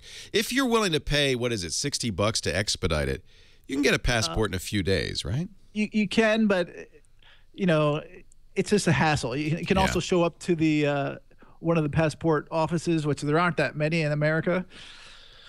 And there is one in San Francisco, by the way. Have you ever lost your passport, John? No, good, knock on wood. But my wife did. Jinx, owe you a Coke. Both of our wives had. My wife lost hers in Paris. Where did Natalie lose hers? Mine did. I can't hear you right now, but mine did in Estonia 3 years ago on a seaborne cruise, and it was a nightmare. It's a nightmare. We actually left. We left Jennifer Honestly, behind. Henry and I flew home. And Jennifer got 3 extra days in Paris because she lost it on a Friday. We went to the embassy, which, by the way, in Paris is like an armed camp. They're terrified of terrorism. And so it's really tough to get in there to apply for it. It took her 3 days. She did get a replacement passport, but she got an extra 3 days in Paris out of it. Henry and I went home early. Well, do not lose your passport on the cruise, because when she lost it in Estonia, the ship said, you know what, you can't board again. And the ship was leaving in a few hours, and because they said Poland will not let you in. And I said, well, we'll just stay on board. They go, I'm sorry, we can't. We'd get huge fines. Holy cow. So we almost had to buy last-minute tickets to go back to America immediately. My goodness. Luckily, someone turned it in. She wrote a big story on the Huffington Post, and it turned out great. It's really worth a read. Wow. Do not lose your passport. Yes, do hotels and cruise lines still say, give us your passport, we'll hold them? And should you do that? Yes. Yep. When you check in with the cruise line, they actually they take your passport, but they gave it to us in Estonia because they said in some destinations you need to have it walking around, and Estonia is one of them, which no one ever checked it anyway, so it didn't really make sense. And hotels all do ask to look at your passport, and they usually take a photocopy of it. Is it okay to let them keep it overnight? Sometimes they do that. And I can't hear you. Okay, well, I'll find that out next time. Hey, everybody, visit JohnnyJet.com. That's his website. You can follow him at JohnnyJet on the Twitter. He obviously uses the Twitter to good effect. Happy 7th birthday, by the way, to Twitter. And thank you, Johnny, for joining us. JohnnyJet.com. I always carry, and I'm sure Johnny will say this is a good idea, a color Xerox of my passport. Keep it with me at all times in case I lose my passport. It does really, and we had one for Jennifer. It does make it a lot easier to get your passport back. The embassy will, value that. If you didn't have anything at all, it's a little bit harder. And now, thanks to Evernote, which is that great online notebook program, I keep a PDF image of my passport in Evernote. So I always have it when I have my phone or I have my laptop or I have my iPad with me. I always have a high-quality color copy of my passport. And yes, I do keep it encrypted. And my driver's license and all my credit cards, too. Basically, my wallet is in Evernote encrypted. So very handy thing to have if you travel. 8888 Ask Leo. That's the phone number. Lee is in Orange County, California. Leo Laporte, the tech guy. Hi, Lee. Hi, Leo. Can you hear me? I hear you great. Welcome. Oh, perfect. So I work at a school, a fabulous school, and run the website and all the online stuff. That's great. And when my son used to go there, I took all the pictures of all the events, so it was not a big deal for me to have pictures of everything. But he doesn't go there anymore. And there are so many fabulous things going on that I don't get to everything. And so I'm wanting your advice on what, I don't know, photo sharing site or Dropbox or whatever that maybe a half a dozen of us can share all the events for the students and the parents, and then I can maybe choose the best pictures of everything to put on the website. But yeah, this is a common question, and there are a lot of ways to do it. My favorite, first of all, you want to make it easy for the parents. You want to encourage them to share it. If you make it an obscure site where they have to create an account, it might be less likely for them to put that stuff up there. What I've always done is used Flickr, which is a Yahoo property, and gosh, I think most people who take pictures know about it and probably put pictures on there. Doesn't Flickr have a size limit? Well, yeah, but you won't hit it. If you don't pay for the pro version, it's like 10 megabytes a month or something. But you won't hit it. It's a school, Leo, so we don't want to pay. No, I understand, and we don't have the budget. Yeah, but remember, it's for everybody uploading them. So so if you have 100 parents, each of them has whatever that is, 10 megabytes. Okay. It won't go to the school's account. But what you'll do is you'll create a group with the school's name. You can make that a private group, and then have them put the photos in the group. It's still there. It's still in their accounts. The other one, of course, would be Facebook. I'd hate to require people to join Facebook, though, for something like that. Leo Laporte, the tech guy.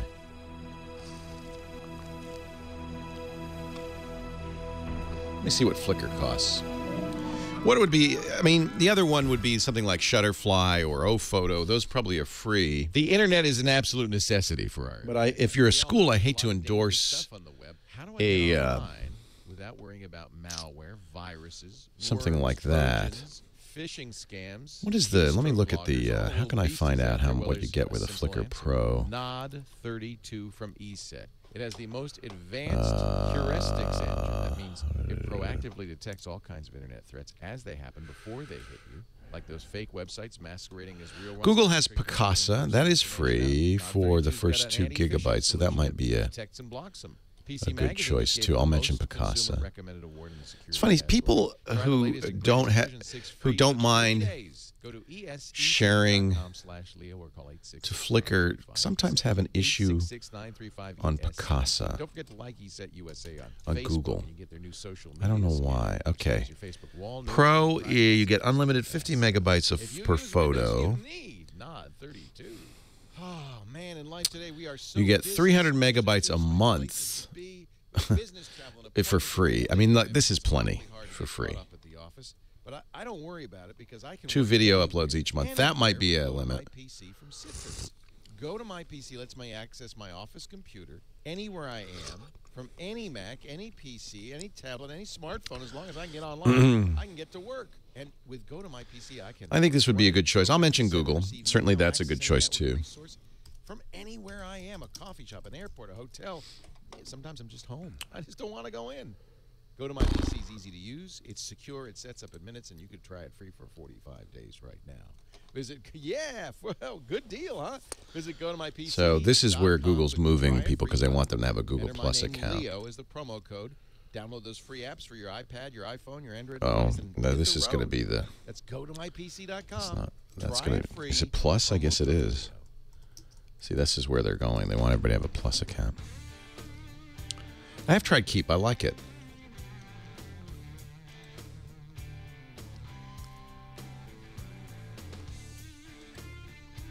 Yeah, it's Google Plus. See, they're kind of deprecating Picasa Web. By watch? What is by watch? I don't. It's a Ernst Benz Chronolunar. Right.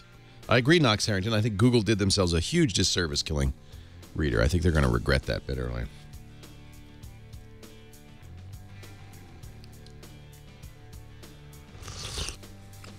No, this is Picasa, the program, not Picasa Web. Geeks spend, CNN says, $20,000 for dating help.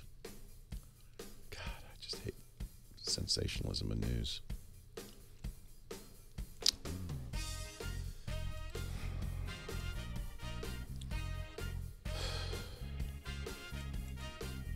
Silicon Valley matchmaker Lynx. Celebrating 10 years of matchmaking, but you need to be a VIP.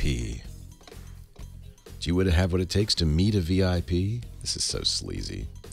Apparently you're going to get wet if you do.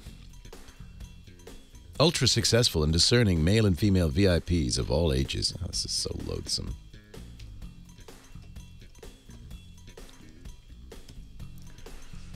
This has been around for years. It's called matchmaking.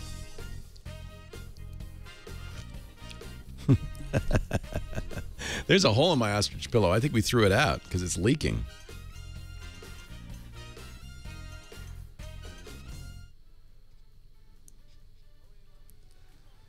All right, Leo, Carbonite's your live read. Thank you.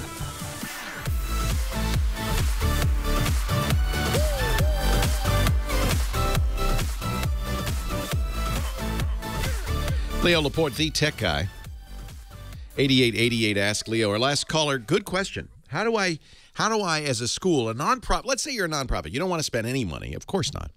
How do I create a place to share photos so the parents and family can upload photos and we can have a joint photo sharing site? And I would say there are a few criteria. We'd love something that A, costs nothing, but B, does not require you to go through some sort of onerous sign-up process. You know, Facebook certainly would do this. But I don't think Facebook's the right answer. I think you don't want to make people join Facebook if they don't have an account already. It's and there are people who just will not do that. Also, putting pictures on Facebook really kind of gives Facebook those pictures, and I don't know if you're going to want to do that, and I certainly don't think all the parents will want to do that. So Facebook would do what you want to do, but let's eliminate that. I mentioned Flickr from Yahoo. That is kind of the original photo sharing site, and I still think very good. I was looking at what the free account allows you, and it's certainly more than you would ever need. Now, remember, the school has an account, but every parent who's uploading pictures is uploading them on their account. So they can upload as much as 300 megabytes of photos a month with a limit of 30 megabytes per photo. You're not going to. 30 megabytes is more than you'd ever need. Each photo is probably less than a megabyte. So we're talking around 300 photos a month, 10 a day. That's plenty, right? Limitation on video uploads. Only 2 video uploads of 90 seconds or less a month. So that, if you wanted parents to upload video, that might not be the best choice. Photo stream views limited to the 200 most recent images. That could be a problem. But if parents are Flickr Pro folks, they'll be able to see them all. So what you could do for free is create an account for your school, then create a group with your school's name. You can make that group private, invitation only. Invite the parents to be members of the group. They will have to have a Yahoo account or a Flickr account. It's free, but that may be a drawback. And then they can upload their pictures to their Flickr account and then add them to that group. So and I've done this with when we do Geek Cruises, I always set up a Flickr pool, we call it, photo pool, so everybody can upload their pictures. There are other choices. There's Shutterfly, which is a Kodak site, again, requiring membership. If all your parents have Google accounts or Gmail accounts, then Google might be the best choice. Google has something called Picasa Web, which is free, and I think you get 2 gigabytes or more of storage. You get plenty of storage. Google's starting to migrate Picasa Web over to Google Plus, but it's still private. You have to kind of, I think you have to kind of survey the parents and see what they're comfortable with. Some people will be comfortable with Google but not with Facebook. Some people will be comfortable with Yahoo but not with Google. So you might want to ask around. I think those are the 3 most common choices. Somebody mentioned Imager. Now, Imager is used, and it's completely free. It's used quite commonly by people who want to share images on Twitter and other places. IMGUR. I have not used it for this purpose. You might want to see if you can get a private album there. It is free, but you have to create a registration. It feels to me like this is a community that you probably don't... There's a lot of stuff on Imager that is not family-friendly, school-friendly. So I'm thinking this is probably not a good choice for a school. Photo Bucket also does the same thing. But again, I have the same qualms about Photo Bucket because it's so often... It's free image hosting, but it's so often used to host inappropriate stuff. Photo Bucket might be the right... They do videos, too.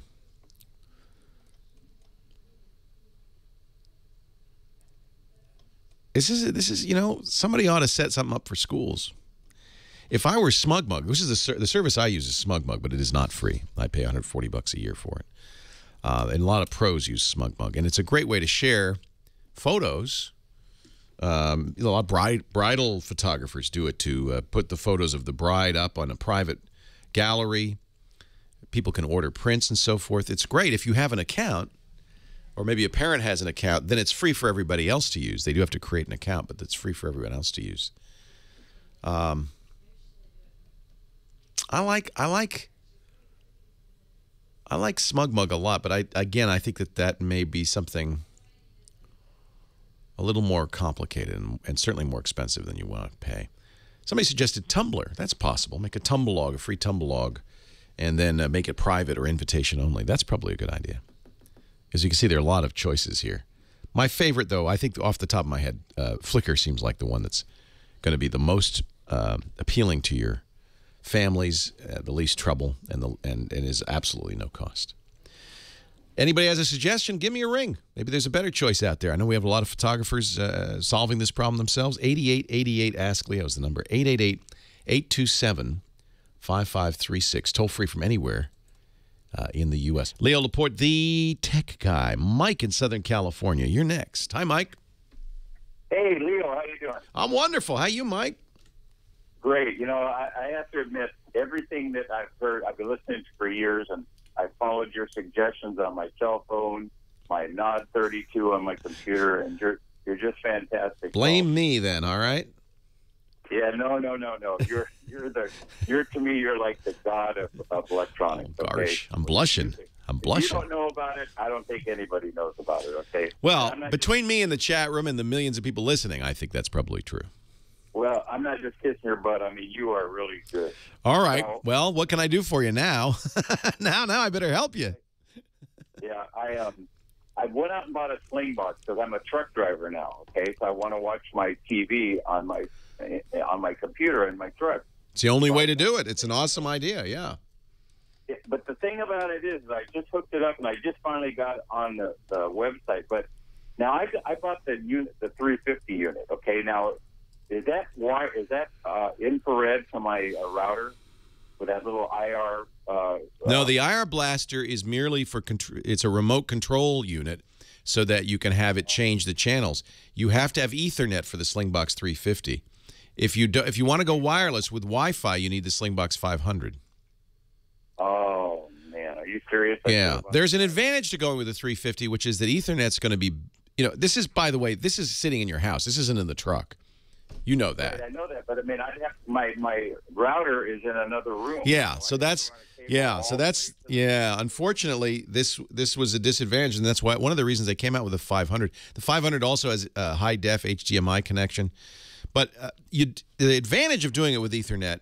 I'm going to tell you a solution. You don't have to send this back. I'm going to tell you how you can fix this. The advantage with doing it with a hard wire is it's going to be better picture than Wi-Fi will. But the disadvantage is you're not next to the router. Right. The router's in another room. Right. You can use, and I know a lot of people do it, power line networking. In fact, Slingbox even sells the power line networking boxes to do this. And so what that uses is your router has a little thing that plugs into the wall, the power. You put an Ethernet port from your router, your Ethernet cable from your router into that thing, and then the other end, by the Slingbox, you plug in the other end into the wall and another Ethernet jacked into your Slingbox, and it uses the AC wiring in your house to transport the network. Yeah. In the old days, this was terrible. Huh? Yeah, Radio Shack will have it. It's called power line networking. Okay, I think I've heard of that before. Somebody told me about that, where it makes your whole house a wired. That's right, and it works well. It doesn't work well across a junction box if you have multiple power setups in your house, but most houses works great. Leo Laporte, the tech guy. It is better than Wi-Fi, yeah. And he doesn't have Wi-Fi.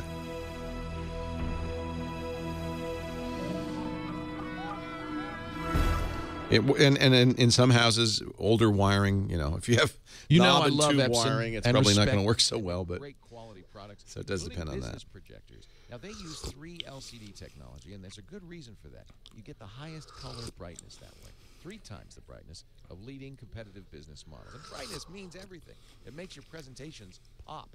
These 3 LCD engines don't have color wheels, therefore you don't have that trade-off. Jammer B is in the chat room because he's not here. He's on vacation. If he's in the chat room, I'm mad at him. So the next time you're looking for a business projector, keep an eye out. So Photo Bucket sounds like a good choice, huh? Offers both white and color brightness. And hey, our show today brought to you by our good friends at Rackspace.com. Have I talked about Rackspace in this show? I think I have. I can tell you one thing. We've been trying to get Rackspace on our shows for a long time because I'm a big fan of Rackspace. I have been for years. It's where my friend Robert Scoble works. Todd Clint works there. But I also like Rackspace's philosophy. So Rackspace is a hosting company. Not just websites, though. They can host apps for you. They can host your databases and so forth. Very reliable and incredible support. They've got what they call fanatical support, and it really is true. These guys care deeply about you and about your relationship with Rackspace. But they also support open, which I'm a big fan. They're the open cloud company. So if you're looking at a cloud computing solution for your business, whether it's code, database, website, look for one that supports an open solution. If you use proprietary technology, and a lot of these cloud solutions are proprietary, it means it's very expensive and complicated to move your data if you want to leave. It really is lock-in. Not with Rackspace. They co-founded OpenStack and now run the world's largest open cloud. That means you're not locked into a single provider. What you do on Rackspace can be moved anywhere. Your apps, your code, your websites can move between multiple OpenStack-based clouds, public or private, on-premises or hosted.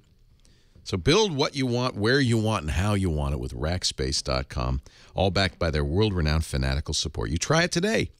You can download that OpenCloud free at Rackspace.com/open. Rackspace.com/open.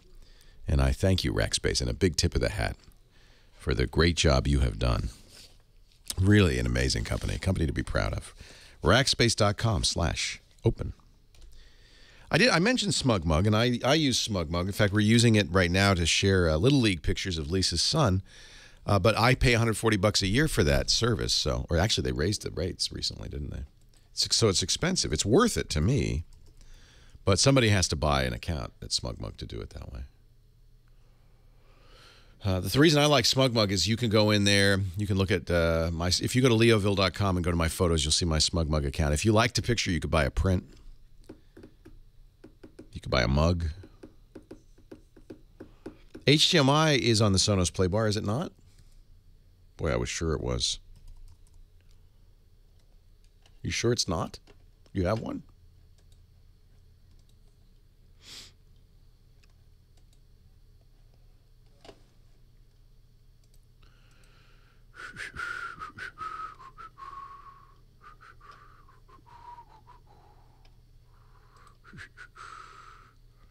SmugMug has cheaper levels? I thought they just had, well, maybe they have something semi-pro.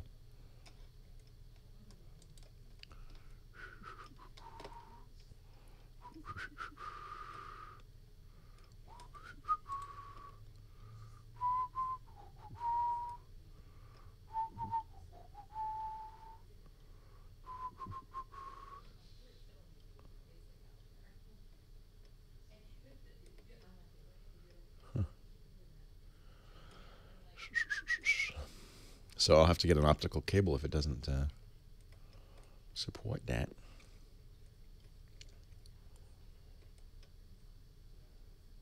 I thought for some reason it did. It makes sense it would only have optical. It doesn't need the HDMI, but I just, for some reason, I thought it did.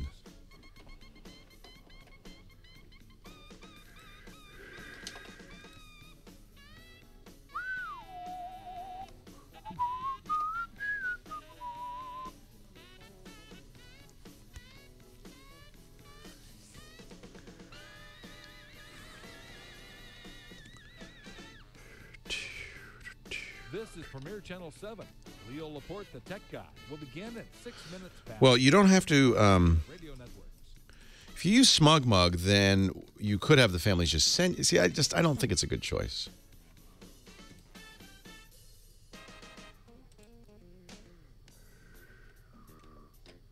Oh yeah, you're right. They do have cheaper.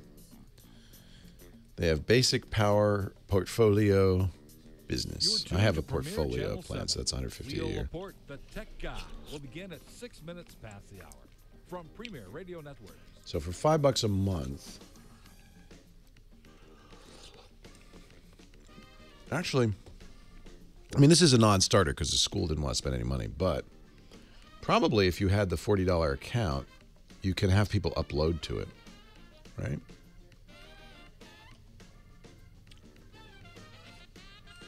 You're tuned to Premier Channel 7.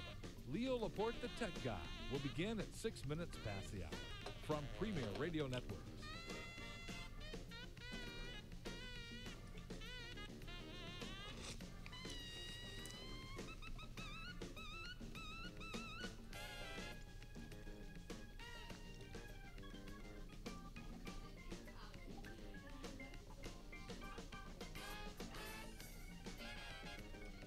I know people can upload to my galleries if I turn that on. Laporte, the tech guy, will begin at 6 minutes past the hour from Premier Radio Networks.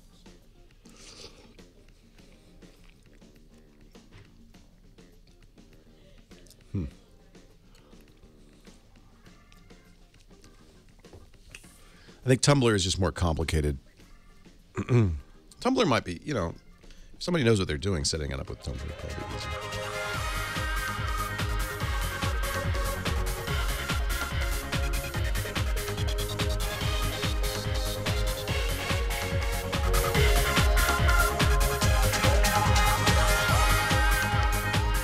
Well, hey, how are you today? Leo Laporte here, the tech guy. Time to talk computers, the internet, cell phones, camcorders, MP3 players. None of that stuff is still available. But if it were, we could talk about it. It's so funny to watch as I do this show. I've been doing it since 1991, 22 years. Yes, 1991 was 22 years ago. That by itself is a stunning fact. And I've seen things change a lot. We didn't really talk about the internet at all when we started. It was about PCs, Windows, 3? I think it was 3.0 or 3.1, DOS 5, little Mac stuff, because I loved Macs even then. We didn't talk about gadgets because there weren't anything, wasn't really anything very interesting. Oh, that Motorola flip phone, that's hot. You got to get that. No. Then the internet came along, mid-90s, started talking about that. Got more and more complicated for a while, about 5-6 years ago. Oh, it was MP3 players and camcorders and digital. It was all that stuff, but now it's simplified a lot because these smartphones have gotten smarter and smarter. Now this computer in your pocket does pretty much everything. You certainly don't need a camcorder anymore because your digital still camera does brilliant video. You don't need a GPS device anymore because your phone does that. You don't need an MP3 player anymore because your phone does that. You may not even need a camera anymore because your phone does that. PDAs, remember those? Don't talk about them so much anymore either. I do have, and in fact, I'm waving it around, the new BlackBerry Z10. BlackBerry sent me this for a review unit because I certainly wouldn't purchase it on my own. It's nice. If you're in the BlackBerry world, and I know a lot of people are, if you use BlackBerry Messenger or you have a BlackBerry server at work or your work insists on a BlackBerry server, there's lots of reasons why you might want to use one of these. And there's some things that are cool. The BlackBerry Hub is a unified messaging system for text, phone calls, Twitter, Facebook, all that stuff. You can tie it all into that, and that's kind of cool. It's a little too much for me. I get so much email, it's just so swamped, But the Hub is neat, a neat way to see your calendar, kind of in one glance, everything that's going on. The front page is nice. There's no buttons on this phone. Everything is swiping in from the left to the right, the top, the bottom. So it's a very clean user interface. Keyboard roughly as good as an Apple keyboard. It's got predictions built in. BlackBerry kind of pioneered that, and they still do a very nice job. There's just nothing to write home about, and I certainly wouldn't, unless you're in the BlackBerry world, I wouldn't buy this because of the lack of apps, mostly, over even a Windows phone. Or certainly if you're looking at an Android or an iPhone, it's probably a better choice than the BlackBerry phone. Again, unless you're, for some reason, using BlackBerry or your business does. I'm more interested in the Q10, the next phone from BlackBerry, which will use the same, I think, quite nice operating system, will also have a keyboard, a physical keyboard, which is what put BlackBerry on the map. Now, I was a big BlackBerry fan in the early 2000s. In fact, my last phone before the iPhone in 2007 was a BlackBerry Curve. But I think BlackBerry's kind of been left in the dust by the latest developments. This is a good attempt, but it's hard to get into this business now when iPhone and Android dominate so entirely. 8888 Ask Leo is the number. If you have a question, a comment, a suggestion, you want some buying advice, I'll help you buy a GPS or an MP3 player if you really want. Makes my life a lot easier, I have to say, because I used to have to talk about, what's the best MP3 player? Is it an iPod, a SanDisk, Sansa, a Diamond? There was hundreds of them. It's a lot easier now. Win in Moore Park, California. Leo Laporte, the tech guy. Hi, Win. How are you? I'm good. Welcome. Thanks for holding on. Oh, thank you. I've been having a fight with Outlook and my email servers on the webmail, and you're my last resort. Uh-oh. Now, let me clarify. This is Outlook, the program, or Outlook.com, the website? No, the program, part of the MS Office. The part of the Office. And it's 2013, the new Outlook. All right. I'm sorry, it's 2010. 2010, the last version. All right. What's going on? Well, I first started into this with my Yahoo account. A while back, I was with PacBell. AT&T took over. I combined my Yahoo account with my PacBell account, And then I left AT&T and went to Roadrunner. Time Warner's cable service, yeah. So I kept it that way because I like to use POP server, POP 3, because I like to download my emails onto my own computer. Right. That's the sole advantage of POP 3 is you can clear the server off. There's nothing on there. It's all on your hard drive. Well, I keep it in both, really. Well, it's not a good POP 3 is not a good choice if that's what you want to do. But anyway, continue on. Anyway, here I am. All of a sudden, my Yahoo account, I can get on the webmail, but I can't download it onto my computer anymore. Don't know why. Does it give you an error message or just doesn't do it? Well, it does with when I had the AT&T account, the Pac Bell account. And do you get an error message or does it just not do it? It tells me incorrect file name, username, and password. Okay, so you want to delete that account completely from your Outlook and re-enter all the details. Obviously, the details are not correct. You do have to have, I believe, Yahoo Pro. You have to pay for Yahoo for it to use POP 3. Am I right, chat room? Does the POP 3 work with the free Yahoo? I'm thinking you have to pay for POP access. So if you haven't, you know, obviously you did because it worked. If you maybe your Yahoo Pro account expired, then you need to pay that money. And then your POP 3 will work fine. I bet you that's what's going on. So check your settings. It's telling you your details are wrong. But what may really be happening is Yahoo maybe say, no, you don't have Yahoo Pro. You cannot download POP 3 mail. My suggestion, by the way, is to get rid of Yahoo Mail. I think Microsoft's new Outlook.com is good, but I use Gmail. Gmail's free. It's unlimited. It supports POP 3 and IMAP. It can collect your mail from all the other sources into one central thing. I just think Google Mail is so good. It does a great job with fighting spam as well, and that's because it's using a collaborative filter system. Now, yeah, Microsoft's made a point with this Scroogled campaign that Google is reading your email. I mean, okay, yeah, so is everybody who's doing spam protection. They have to read your email looking for spam keywords. The difference is what Google does is when they get all those indexed keywords, not only are they getting spam fighting in there, but they're also looking at them and putting ads on the page that kind of match those keywords. If that bothers you, then use Outlook Mail.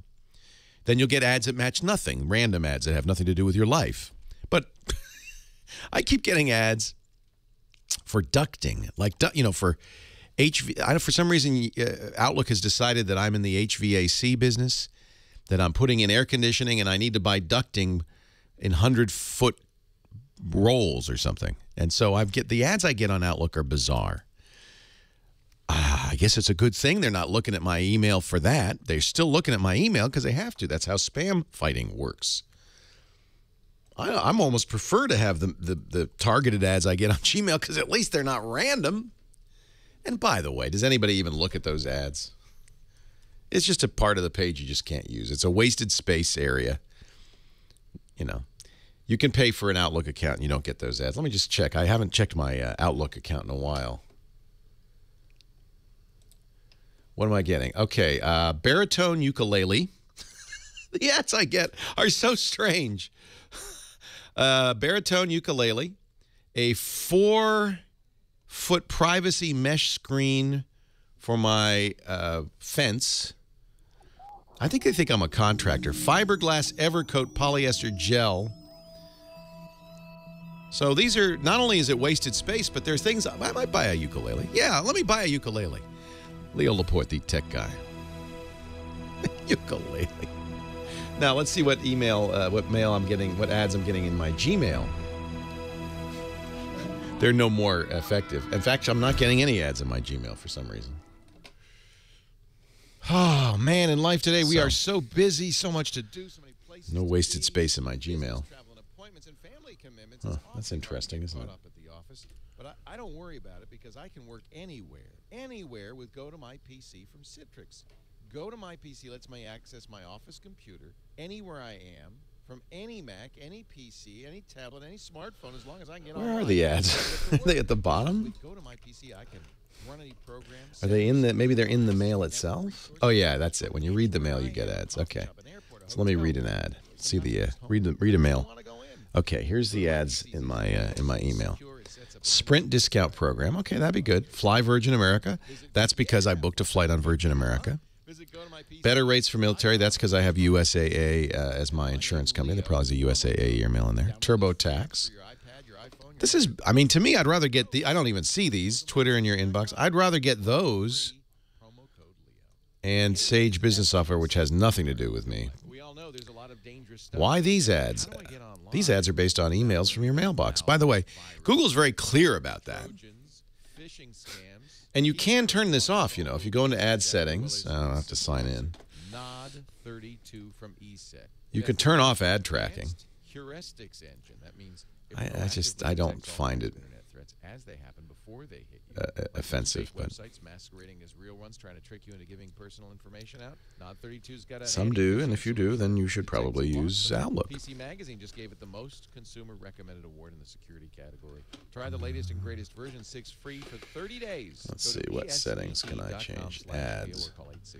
Ads on search and Gmail. So I can opt out. If you don't want to see personalized ads from Google, you can opt out at any time. After opting out, you'll still see relevant ads, but Google won't use additional information to personalize those ads.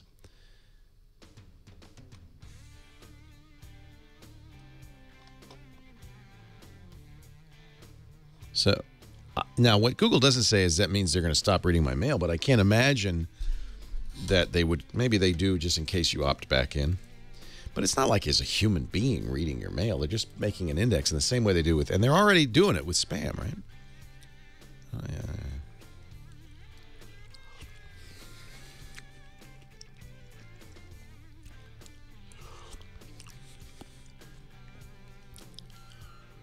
Yeah, Yahoo security's terrible. My father-in-law, my ex-father-in-law, was a lieutenant in the Navy, and so I've had USAA ever since I got married for car, life, and I bank with them.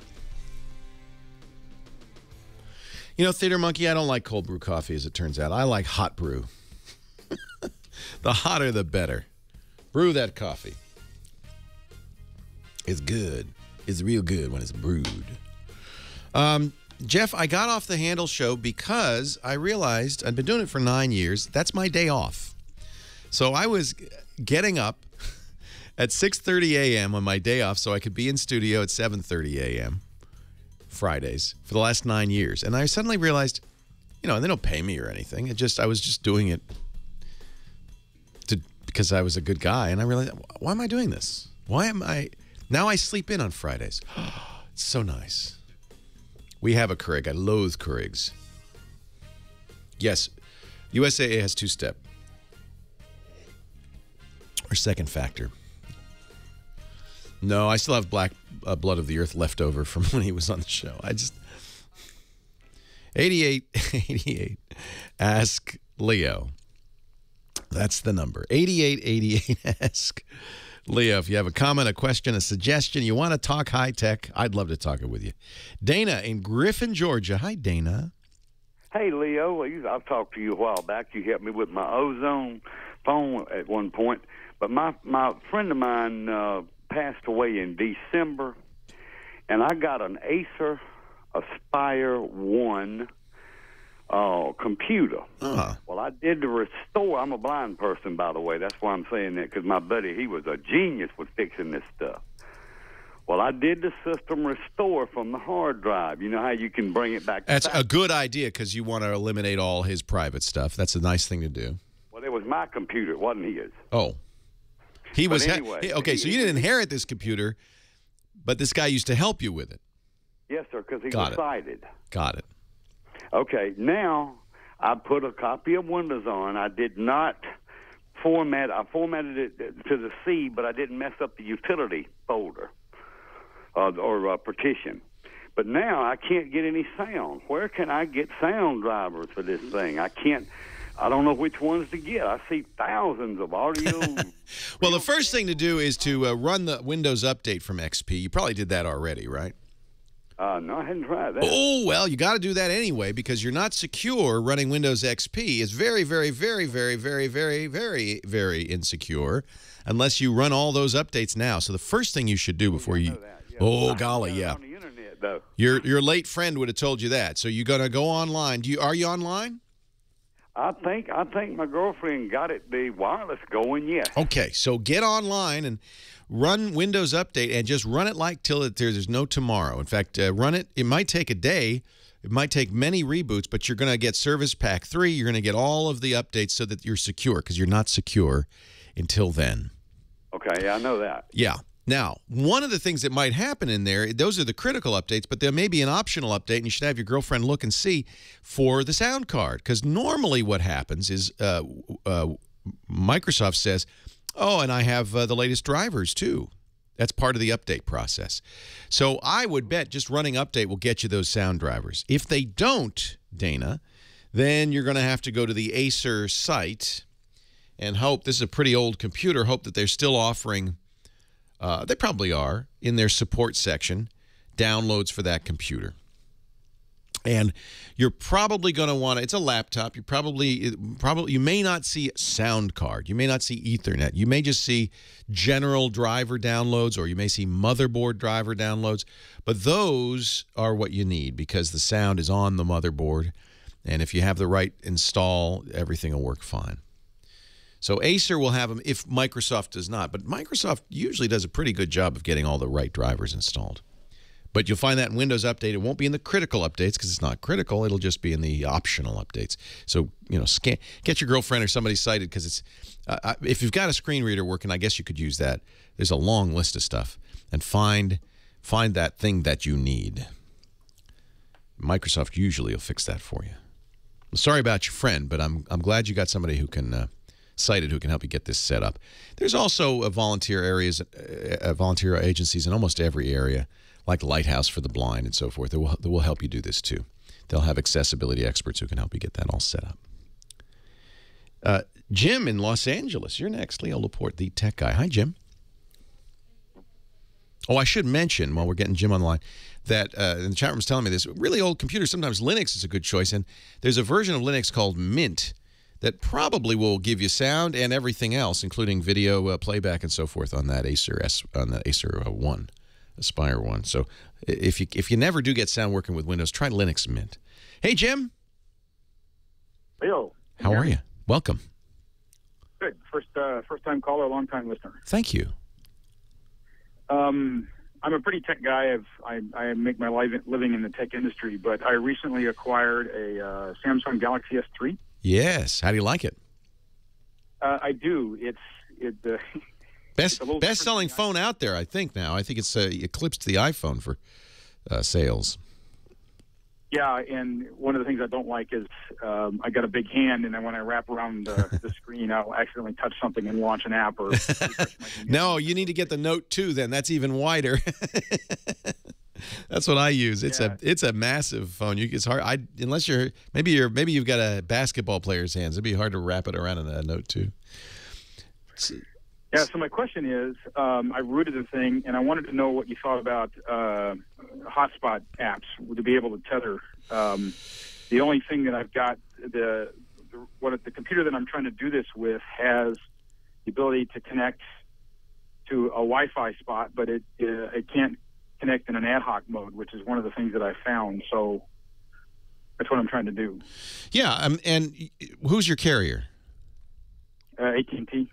AT&T will, I believe you don't even need to root it to put tethering, to get tethering working on there. Or hotspotting is actually what you want, right? Or no, you want tethering?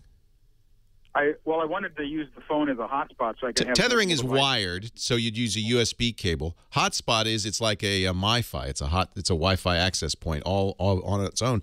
And almost all Android phones will do that out of the box. You just have to pay a little extra to the phone company because they know now you're going to be using this for your internet access.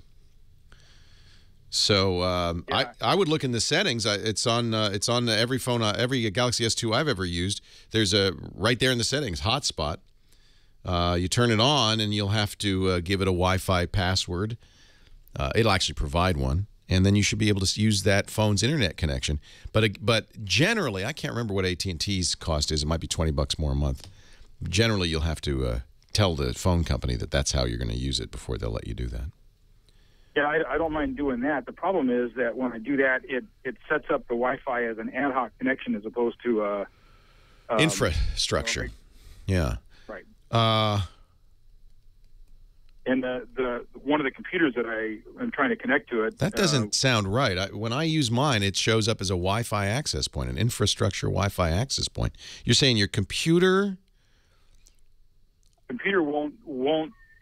The computer is locked down, so it won't connect as an ad hoc. And the only thing I found on the but it shouldn't be. It should just see it as a Wi-Fi access spot, just like your router. I don't know why it's doing ad hoc. What are you? You must be using a piratey program like Foxfi or something. What are you using for the Wi-Fi?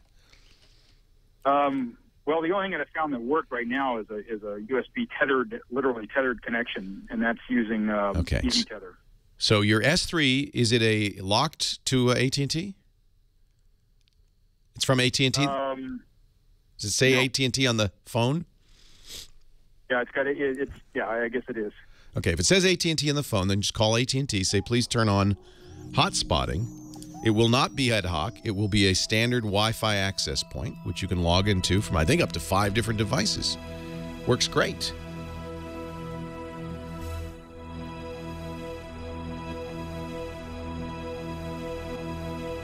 Chat room, you have any thoughts about what this guy's doing? He for some reason, he wants to tether. I don't know why. Yeah, it's $20 a month. He says he doesn't mind paying the $20. I think that'll solve the problem for him. Now, if he's using Foxfi, then you got to use PDA-net, and he's doing something wrong. He doesn't want to pay for it or something. He should just, yeah. He's actually making it more complicated than he needs to, I believe. Hey, let me talk a little bit about Stamps.com. This will cut through the clutter when it comes to mailing. If you're just sending out Christmas cards once a year, this is not for you. Well, maybe it is, actually. Just depends how many you send out. If you're the White House, this is for you. In fact, you can tell. A lot of people, you'll be surprised. If you look at your mail, even the envelopes, you can tell at Stamps.com, it'll have this special indicia printed onto the envelope with a barcode and stuff. It may have your address, the logo of the company. It's really cool. Stamps.com lets you buy and print U.S. postage with your computer, your printer. You do not need a postage meter. That's old school. Nothing, no special ink or anything. Just your inkjet or laser printer, your computer, and an account with Stamps.com. And by the way, I have a special offer for you, which I'll show you in a minute. When you sign up for that offer, you'll get a USB scale. So you plop the letter or package on the scale, any class of mail, medium mail, anything. It'll tell you exactly what it is. It'll even print out a label for you. You can print right on the envelope if you're just mailing envelopes. That's cool. If you're sending priority mail or express mail, you get discounts you don't get at the post office, and it'll send an email to your recipient with a tracking code and everything. It's completely automated. It takes addresses from QuickBooks, from your address book. If you're selling on Etsy or you use Amazon or eBay, PayPal, it'll automatically take the address from the website. If you're doing international mailing, it'll fill out the right forms. And then you don't even have to, at that point, get up and go to the post office. You just stay at your desk. The mail carrier comes, picks it up. Everything's done. You can even schedule free pickups at your convenience. I mean, the post office loves Stamps.com. If you don't love going to the post office, you'll love it too. Try it right now. We have a no-risk trial offer. Visit Stamps.com. Now, on the front page, you'll see an $80 offer. Don't do that one. I got a better one. Click the microphone. It's in the upper right-hand corner of the page, and enter the promo code TECHGUY, 2 words, TECH space GUY. Now you get a $110 bonus offer. You get more free postage, $55 free postage to use over the first few months of your account. You get the digital scale, and you get, of course, a month trial of Stamps.com. Try it right now. This is the pro tip for anybody who does a lot of mailing. Stamps.com. Awesome. Awesome. Awesome. Awesome. Awesome. Graphene is the future.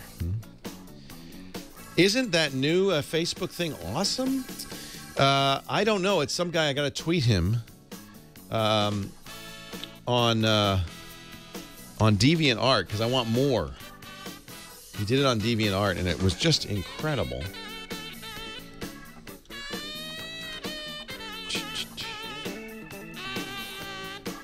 His handle is DWIL Art. DWIL Art. And that's me, Sarah, Andy. We all have red noses. I love this. We're going to do an animated show. I want to do a cartoon. Yeah, Padre saw it. It's awesome. I got to tweet him, though. GH3 is excellent. I had a GH1, but my new favorite Micro Four Thirds, the Olympus OMD.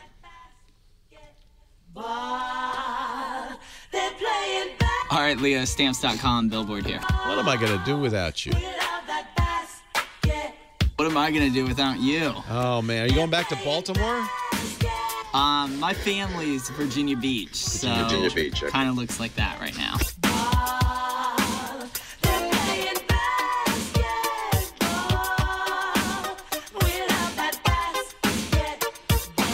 Yeah, it's March Madness, baby. This portion of the Tech Guy Show brought to you by, who was it brought to you by, Kyle? You told me and I forgot already. Stamps.com. Stamps.com. Buy and print real U.S. postage from your computer and your printer. You don't even need to make a trip to the post office anymore. Just get Stamps.com. Try it today. Click the radio microphone in the upper right-hand corner for a very special no-risk trial offer, including free postage, $55 worth of free postage when you use my name, Leo, at Stamps.com. Stamps. They could rewrite that song. .com. 8888 Ask Leo. That's the phone number. Tony in La Habra, California is next. Leo Laporte, the tech guy. Hi, Tony. I'm great. How are you? Good, thanks. Hey, listen, I have a question. I bought a domain name, and I want to start a free email service using my domain name on a shared server, and I'm having a hard time finding anything, and I was hoping you might be able to enlighten me. Yeah, that might be a little tough because the server companies, the hosting companies might be a little worried that what you want to do is spam. So I understand what you want to do. Maybe you got such a cool domain, you know, like email.me or something, and you could probably sell it that way. You don't want to host it yourself, right? You want to put it on a server. I hosted email before, and I got attacked too much. Right. Maybe now you understand why hosting companies don't want your business. I don't know. It would have to be somewhere that knew you were going to do this, you know, and it's simple. You set up Postfix, or there's a lot of different email programs out there you could set up on there. Well, they don't mind if I use I'll probably have to get a virtual private server. They said I can do it as long as I do that. But I just can't find any software to install on the server to do this. Oh, well, you got to know. So have you ever set up an email server before? You have. What did you use before? I had an Apache server running out of my house, and I can't remember what I used, but I set it up. Postfix is very popular. Okay. What do we use? Is Bear in our service? Our sysadmin, is he in there in our chat room? Because I can't remember. I don't think we use Postfix anymore. We use SoftLayer, which is, I can highly recommend them, and they don't pay me any money. I pay them thousands of dollars a month, but that's who runs our servers. And I think they're excellent. Oh yeah, I think we do Squirrel Mail. That is in fact what we use now. So Postfix is the old Unix way of doing things. So I can just look at the online email services that my provider gives me, and I can find. Yeah, you can use. You know, they'll run a Postfix, or they'll run a server for you if you want. But if you want to buy a server that you put a server on, you know, buy a machine. See, server is being used in two ways here. the server hardware. Rent the server hardware for somebody like SoftLayer. Then if it's you have access to that server, you can put a web mail or a regular mail server. Do you want it to be webmail or do you want it to be forwarding, that kind of thing? Webmail. Yeah, Squirrel Mail's a good choice for that. Good. Well, you've given me some starting points. Thank you. Yeah, and we're really happy with SoftLayer. I think they've given us above and beyond service. Rackspace, of course, our sponsor, is very good. So there's a lot of choices. Bill in Michigan saying the Twit MX point to Google. That's right, because we are Google Apps user. So for Twit Mail, that's my company, we use Google Apps. But for my own personal mail, I use something else, which I'm not going to tell you about because it's private. Danny, because I don't want to get attacked. Danny in Southern California, Leo Laporte, the tech guy. Leo. Hey. Hey, I was in your chat room last week. I left my computer away for a minute, and my kid got over there and said some stupid things. And now you're banned. And the way we ban people, because we don't know who you are, we ban you by your IP address. So if you're in the chat room and you do something bad and we ban you, we'll ban your entire computer. So if your kid does something bad, you're banned too.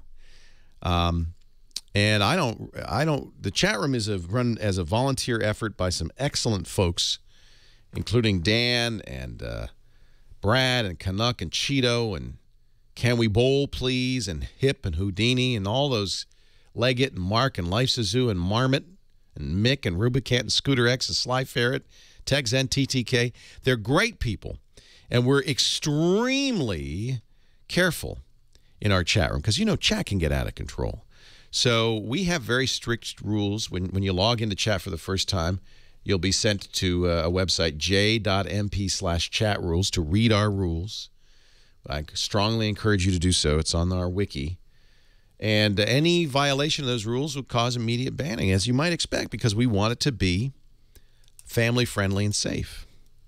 Generally, though, unless your kid did something really horrible, the ban is just temporary. Mods, what do you do for? By the way, they're banning people right now, of course, because people, as soon as this topic comes up, start going getting a little out of control. How long is the typical kick ban? Is it for a day or two? I don't think it's very long. So you'll probably get back in just a little time. They're saying that information is classified. They can't tell you. Is there an appeals process that Danny can go through? He says, it's my kid. It was just my kid. Well, as you can as you see if you go into chat, apparently the ban can be for a variety of lengths of time, anywhere from 2 weeks to a month. I can't go around them. I don't want to go around them. I empower them absolutely, because we need to keep the chat room a safe place. So don't appeal to me. Appeal to them. And how do you appeal to them? I have no idea, but maybe in the rules. At j.mp/chat rules, there is some information about that. Doesn't look like there is. Let me move on, because this is kind of an inside topic. Not really very much used to anybody. Deanna in Rancho Santa Margarita. Hi, is it Deanna? Hey, it's Deanna. Hi, Deanna. Yes, hi. Great show until you started singing. I am a very good singer. I am hurt by that. Notice I don't make my living singing. Well, that's funny. So earlier was I that bad, Deanna? Really? No. Oh, no, okay. I was laughing. I think I can carry a tune in a bucket. I thought, what are they drinking during that? Yeah, well, we have way too much fun. During Handel's show this morning, I heard a promo for you that you were going to talk about notes for different note apps for different phones. Yeah, and ironically, at the very time I did that, Google released its note app. Oh. Yeah. So do you use an Android or an iPhone? Android. And I currently use InkPad for my notes, and I'm not really thrilled with it. My favorite, and I would, it's free, so there's no reason not to try it. It's on every platform. See, one of the things I want with a Notes app is, yes, I want to keep them on my phone, but I also want it to be on my desktop, my tablet, everywhere I go, so that when I take a note on the phone, I have access to it without having to pull out my phone, right?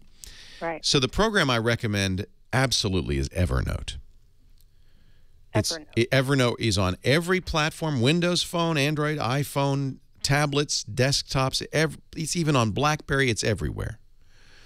And so it's free. There is a pro version. You don't need to pay for it, though. I would start by trying that. Now, do you just type your notes? Do you speak them? Do you handwrite them? No, I just type them in. Yeah.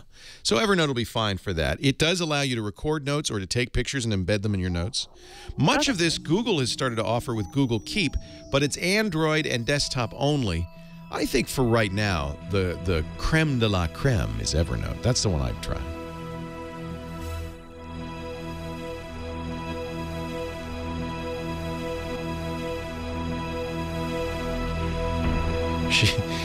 I'm glad she mentioned that. I do these promos, days ahead, and then I completely forget what I promoed. So there you go. I've looked in almost every business email I get includes some kind of my word. A document, a spreadsheet, a PowerPoint presentation, contracts. And that's a problem with Google is, after killing Google Reader, now people are a little bit gun shy. All right, we're going to get Dickie D here. Email's the wrong way to do it. I've been saying this for years. Don't send attachments. Use ShareFile. ShareFile. It's important to every kind of business. ShareFile from Citrix sends your attachments as secure links. You put beer in your Captain Crunch? With the highest degree of security. Really? Receive notifications when your files have been opened and by whom. ShareFile. That's disgusting. Integrates into any business. Plus with you have mimosas for Captain Crunch. It's beer for Rice Krispies. That's right. That's when I used to send this commercial to the radio station. Ooh, now you need I'll to have to sign try up for that. my free trial now. No credit card required. Nothing to lose. You'll see why everything's good in Captain Crunch. Rely on it every day. It started with my I like it. Oh, free trial. Go to sharefile.com. Although, as I've discovered, if you let Captain Crunch sit too long, all the color washes off of it, and they're little white things. It's disgusting. Ew. They're really just sugar pops with more flavor.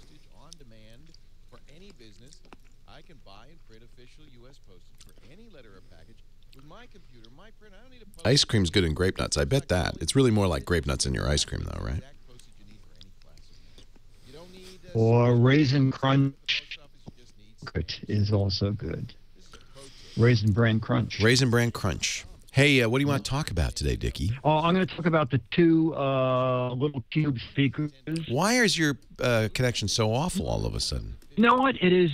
I cannot believe it only because 1 minute ago I did speed test. It's us. We had problems with Johnny too. Yeah. Are you on your FiOS? No, I'm on my Time Warner Business. I'm getting upload speed 5.7 megabytes. Megabits. I'm sorry. Yeah. I swear to God, I think our Skype is screwed up, but nobody will believe me when I say that. But we've been having trouble with Skype all week, and it's with everybody, regardless of how much bandwidth they have. So I got to think it's us. I have ping 11 ms, download 30.64, and upload 5.17. Turn on, in the settings on your Skype, can you turn on technical information? Let's see, is that under tools? Yeah. Tools, options. Mm-hmm. Okay, and? It's like advanced, I think. Okay. General, advanced, okay. Technical info. There's a checkbox at the bottom there, I think. Advanced settings. No, I have connection. Is that it? What else do you have? Automatic updates, Which connection, menu? and in the view. It's in the view menu. Oh, okay. Apologies. I thought it was. It's no problem. No problem. Okay, view. Recent voice messages, instant Skype home. Call menu. Sorry. Okay. Call menu. Right at the bottom it says call technical info. Oh yeah. Call techno. Okay. So I'm looking at ours. Okay. 309 kilobits up. Is that kilobits down? Kilobytes. I have. Okay. I have 5 kilobits up, 310 down. What's your jitter? I see 20 jitter for you. That's pretty good. We're getting 2% packet loss, though. That's Yeah, I'm getting, I have 22 jitter. That's not it. All right, here we go. Okay. All right, Leo, Carbonite's your last live read here. Thank you. Here's this big blue note folded up in my pocket. Yeah, don't laugh, it's been 2 months. I still got it. Sometimes after And if you put it in Evernote, you'd have it forever. Leo Laporte, the tech guy. Our GizWiz is here, the gadget guy, Dick DeBartolo, Mad Magazine's maddest writer for many, many moons. And now he's a gadget hound, too, and he joins us every week to share his favorite technology gadgets with us. Hello, Dickie D. Leo, how you doing? I'm wonderful. How are you? I'm super fine. Thank you very much. What do you got for us today? You know, I have a little gadget from Matrix Audio, and actually, you told me about a little gadget you have from Matrix Audio. I have the Cube. The Cube is their little pocket speaker, a little bit small. If you took a golf ball and squared off the round part and you had a square golf ball, which is not recommended for playing professional. Doesn't roll well. No, it doesn't roll well, but it sounds great. So it's a tiny little speaker. Which sounds amazing given its size. I mean, it's so tiny. Exactly. It sounds amazing. Rechargeable battery, charges in 2 hours, plays for 8 hours. Now, this one... It connects via a wire. You have to use a USB connection. Exactly. Yeah. And it's a 2-in-1 cable. So if you wanted to run endlessly while you're watching movies, plug it into USB, and then the other end of the dongle goes into the headphone jack, and then it connects via USB to the little Cube speaker. But you told me about their Bluetooth Matrix Audio 1. Yeah. There it is, yeah. It's the same idea. This one is like a rounded golf ball. It's only flat on the bottom. Right. And yours opens up. Yeah, you unscrew it, and then it kind of accordions out, and that gives you much better bass because I guess it's using that as a bass sound. And now this thing is Bluetooth, so you pair it with your phone. It has a little microphone as well as a speaker. You charge it via USB because it's got a USB port on it, and the sound quality, it's it's good for a Bluetooth phone. It's fairly loud, but it's kind of cool because you can use this as a speakerphone.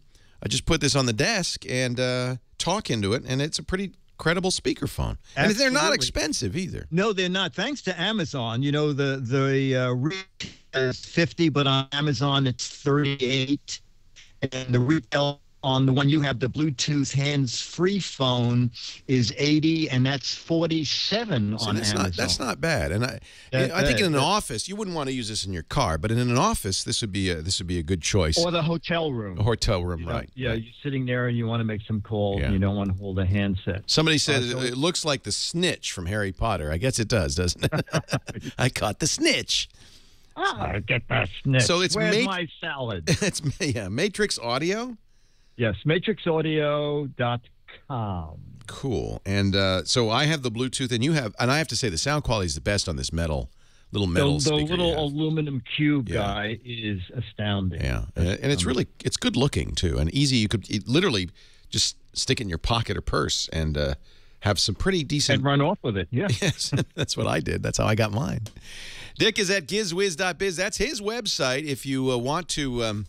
Go there. You could play the What the Heck Is It contest for a chance to win an autographed copy of Mad Magazine. All you got to do is look at a picture. It looks like a towel ring. It's obviously not. Figure out what that gadget is. Truth is, it doesn't matter if you can figure it out because there's 12 magazines for the right answer, 24 for the best clever wrong answer. So really, your creativity is what's going to make a difference here. Gizwiz.biz. Play the What the Heck Is It contest, and we'll see you. Dick's going to stick around after the radio show for our Giz Fizz at twit.tv, and then Tuesday we'll be back with our Giz Wiz. We do a feature. Something good. We do a feature on the Giz Wiz podcast or junk I buy at Sky Mall, and I just got the DJ Scratch mixer from Jensen. Oh, that looks good. Yeah, you plug your iPhone. Is it possible? It will be the first, if it is, the first good thing I got from Sky Mall. No, I'm sort of keeping track. I think you have about 27 items, and I think 3 of them A few of them were good. This could be 4. Yeah, the zip line's pretty good. I thought the human, what was that? The human elastic band? That was good. Yeah, I'm getting complaints that there's not enough things to injure Leo. That was the last complaint. Well, it started with the orbit wheels, which that really was a crazy idea. But I think the human slingshot, that's pretty fun. No, that is good. That's good. Yeah. All right, Dick, we'll stick around. We'll see you in a little bit. Rich is in New York City, our next call. Hi, Rich. Leo Laporte, the tech guy. Hi, Leo. Thank you for taking my call. My pleasure. I'm calling because I had two Western Digital 2-terabyte hard drives that failed on me. Ooh. While using Windows XP, and I'm assuming it's a size issue. You know, I use Western Digital drives too. Bigger is more prone to failure, I think, because you're packing more data onto the same size platters. But I don't think, I think essentially hard drive reliability hasn't changed much. That you had bad luck, in other words. Yeah, so they've replaced it, and now I'm considering doing a NAS box, which, by the way, I formatted the drive to an NTFS file system, and XP doesn't even see it. No, NTFS is newer than XP. Yeah. So you have to go back to FAT32 for XP. Right. So I'm thinking of maybe building a NAS box. Now, a NAS box, would it be connected directly to the computer or connected over the internet? I mean, over the Ethernet? I'm thinking over the Ethernet. That's going to be a lot slower than a hard drive in your computer, you understand? Yeah, but I'm going to mostly just do backups and then... Actually, wait a minute. XP does do NTFS. What am I thinking? It was Windows 98 that didn't do NTFS. You should be able to see NTFS drives. Yeah, I think it's my computer. I'm not sure. Yeah, maybe there's something else going on. No, of course. I don't know what I was thinking. NT is the giveaway in that. It's the NT file system. XP is a version of NT. Do you need a later service pack? Now, maybe that's the issue. I don't know. Could be. I'm not sure. I was having recent issues with it, so I might just eliminate this computer altogether. But anyway, so I'm considering either building a NAS or going with a Synology 413J. Yeah, that's a NAS too, really. But yeah, a lot of people are saying it might be easier to just buy. I like Synology a lot. Building a NAS, you mean like getting an old computer and putting NAS software on that and making a NAS that way? Yeah, and I thought maybe FreeNAS or... Yeah, FreeNAS is great. It's a great project if you're fairly sophisticated, absolutely. And it will definitely save you money.